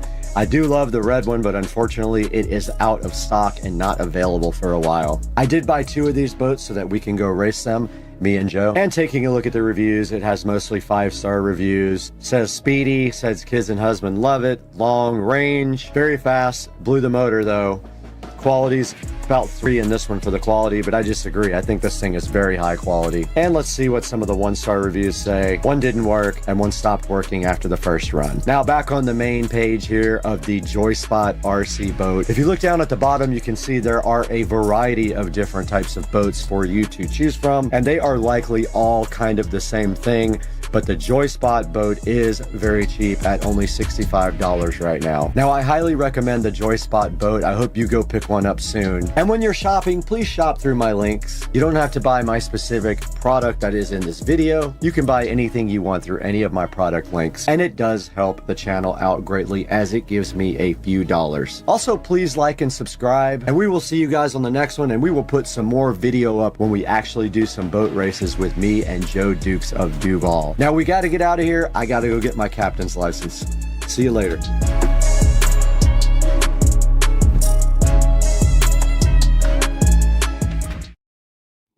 Wow, the water looks crazy. It's got like all this steam coming off of it. It's really cold today in Jacksonville. It's 41 degrees. I just drove all the way to the Best Buy out by the airport. That's about the same distance as the other one to get some thermal paste, and of course they didn't have any, even though they said they did online. So now I'm headed all the way to the town center to try to get some thermal paste.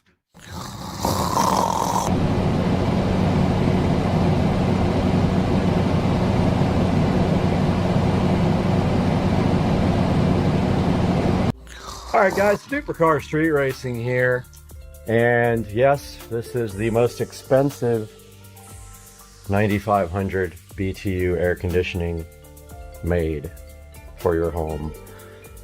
So today we're taking a look at the LG window air conditioner, and there's some little info right there on the side about it with its model number and everything, which I will put a link in the description here. And basically, why is this air conditioner so expensive? So there's a couple of reasons why. First of all, take a look at the styling of this thing. So most air conditioning units have vents here on the front. This guy has a nice clean look on the front. No vents at all. And so the vents are on the side right here. So that's the intake vents. Has a nice design, and the best thing about this guy is that it is smart, and I'm going to show you guys a little bit about it today and clean the filter with you guys so you see how to do that, explain how it works, and let you even see what it sounds like. So first of all, this LG window unit works with the LG app called ThinkQ. I think they call it ThinkQ. It used to be called something else, a little bit more complicated, but I think it's ThinkQ, I think. I will put a link to that here, or put a graphic up that shows that. Now I know what you're thinking. You already see this part here. So the reason that I have that there, this is tint.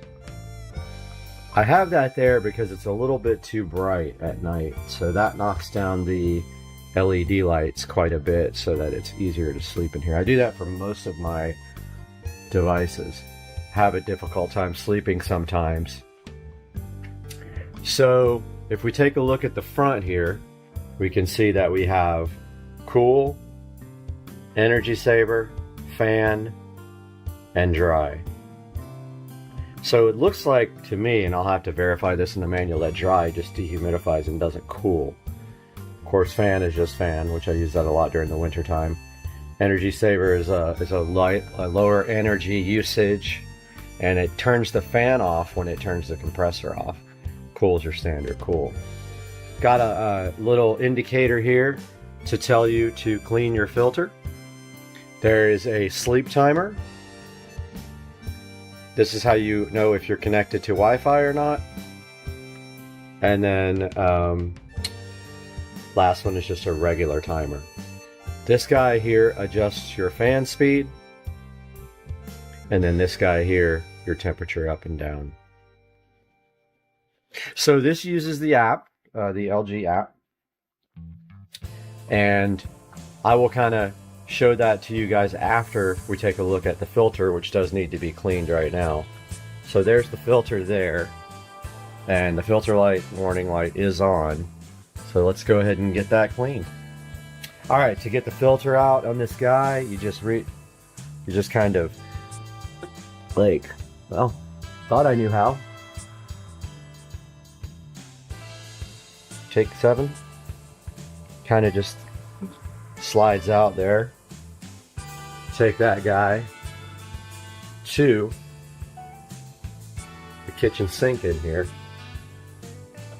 Give it a nice wash. You see already, it's getting it really clean. And so every couple of months, if you use this every day, you're gonna have to clean this, maybe even more than that. So you see the dirt coming off?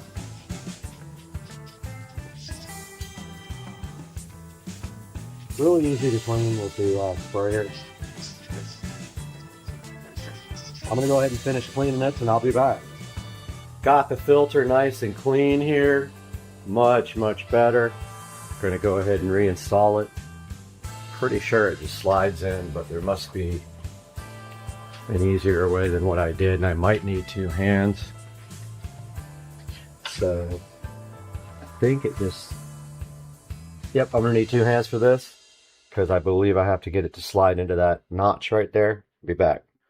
All right, so we got the filter reinstalled. It bends easily, so it's super simple to install. Here you got your vent controls, up and down, left and right. Go ahead and close the unit up. All right, and then I'll show you guys why this is the most expensive AC. But first, a look at the remote control that comes with this guy. You can see you can do everything from your little handheld remote if you want to. It's got a power, temperature, energy saver, the mode, fan speed, timer, sleep, and clear, just like the front. But I want to show you guys what happens. I don't know if the battery is even still good in this, but I'm going to give it a shot. So I'm going to turn on the AC. Yep, battery in the remote is dead. I don't use that remote, so let's do it from the front panel. All right. So I want you guys to notice there's no sound at all. The only sound is coming from my central heater. It is on fan 3. I'm going to go ahead and let you guys hear how the fan ramps up. So it is on now. Still can't hear it. So there, it's coming up a little bit now. So this is awesome. Why? It doesn't knock you out of the bed like at the beginning of my video. It very slowly brings the fan up to speed so that there's never that jolt. Even when the compressor comes on, you hear like a very low-pitched hum. It does not knock you out of your bed. So there's the fan on. Still ramping up.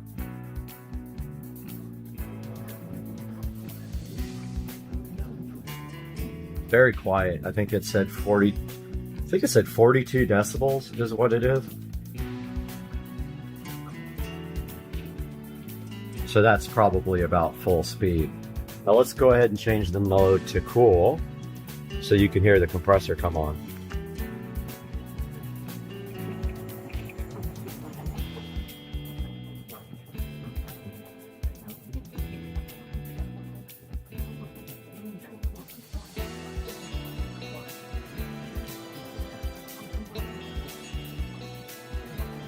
So the compressor just kicked on. I saw the lights dim.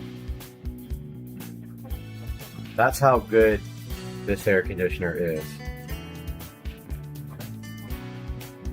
You don't hear it. It doesn't knock you out of your bed when it goes off and on, like when you're staying in those hotel rooms and the thing like comes on and you're up 45 times a night. So this thing is on cool now. It's set to 60. The air is very cold coming out of it. You can hear the compressor now. It's a kind of a lower frequency, and that is what the dual inverter runs. This thing's awesome, by the way. It keeps this room.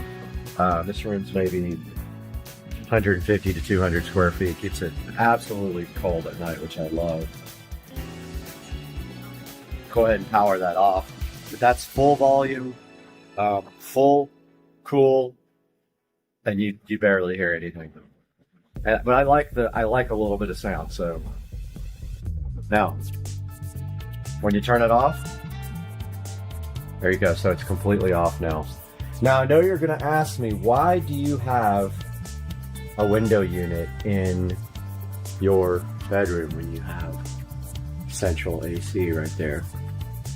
Well, so long story short, it's about energy savings and comfort.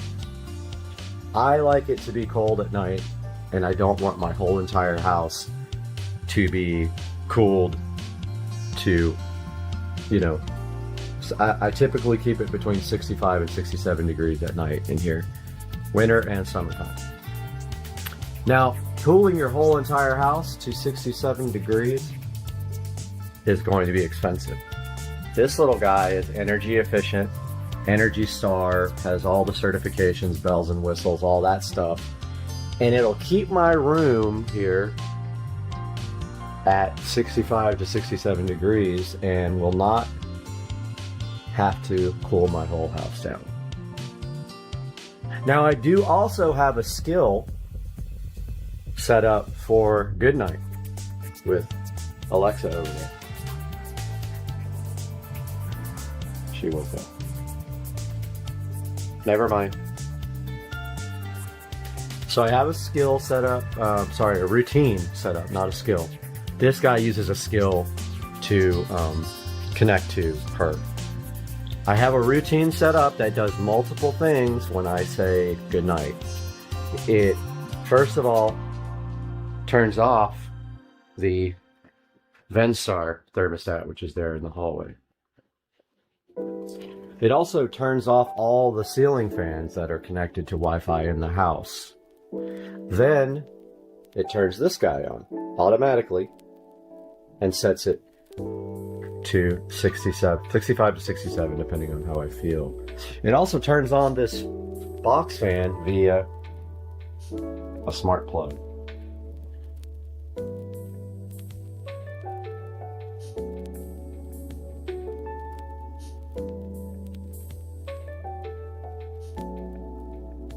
Alright guys, taking a look at the ThinQ app from LG, and we load that up. Had to blur out my email address, I guess, but let's take a look at this. You can see all my LG appliances are on ThinQ. You see my fridge there, Sub-Zero. You got Fireball, my cooktop. You got Plate Destroyer, my dishwasher. Then you got Winona Dryer. And you got Luke Skywasher. At the very bottom, you've got Air2D2. That is the LG window unit, so let's press that. Now we can see here with Air2D2, tells that it's 55 degrees in my room. You can set a schedule here with the app. And then up here, you can go ahead and power Air2D2 on. It is on cool. You can see here, we can walk into the bedroom, verify that this guy actually did come on.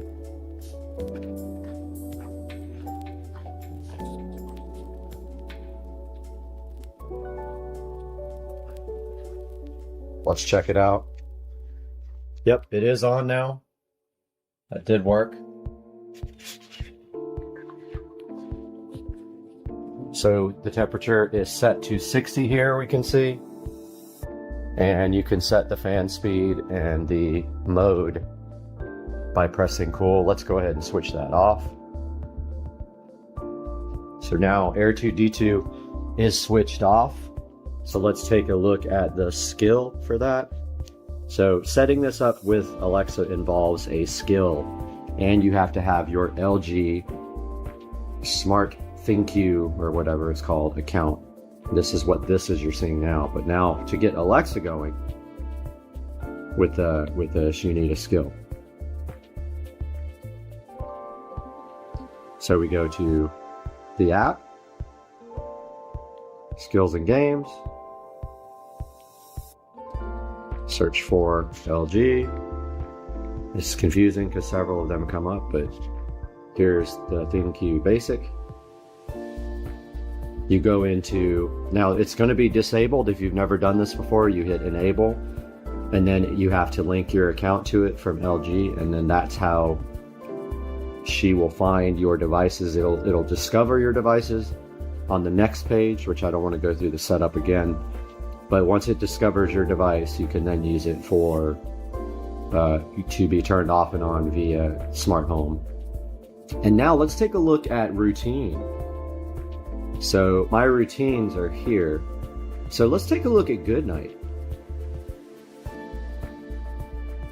So here's the skill and the routine. And here's when I say is how it's set up. It's named good night, but if I say it's bedtime, put her name in front, she will turn on the fan, set the house temperature up.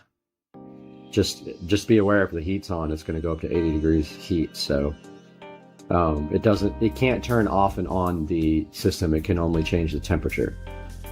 Then you notice there's Air 2D2. It powers that guy on and sets his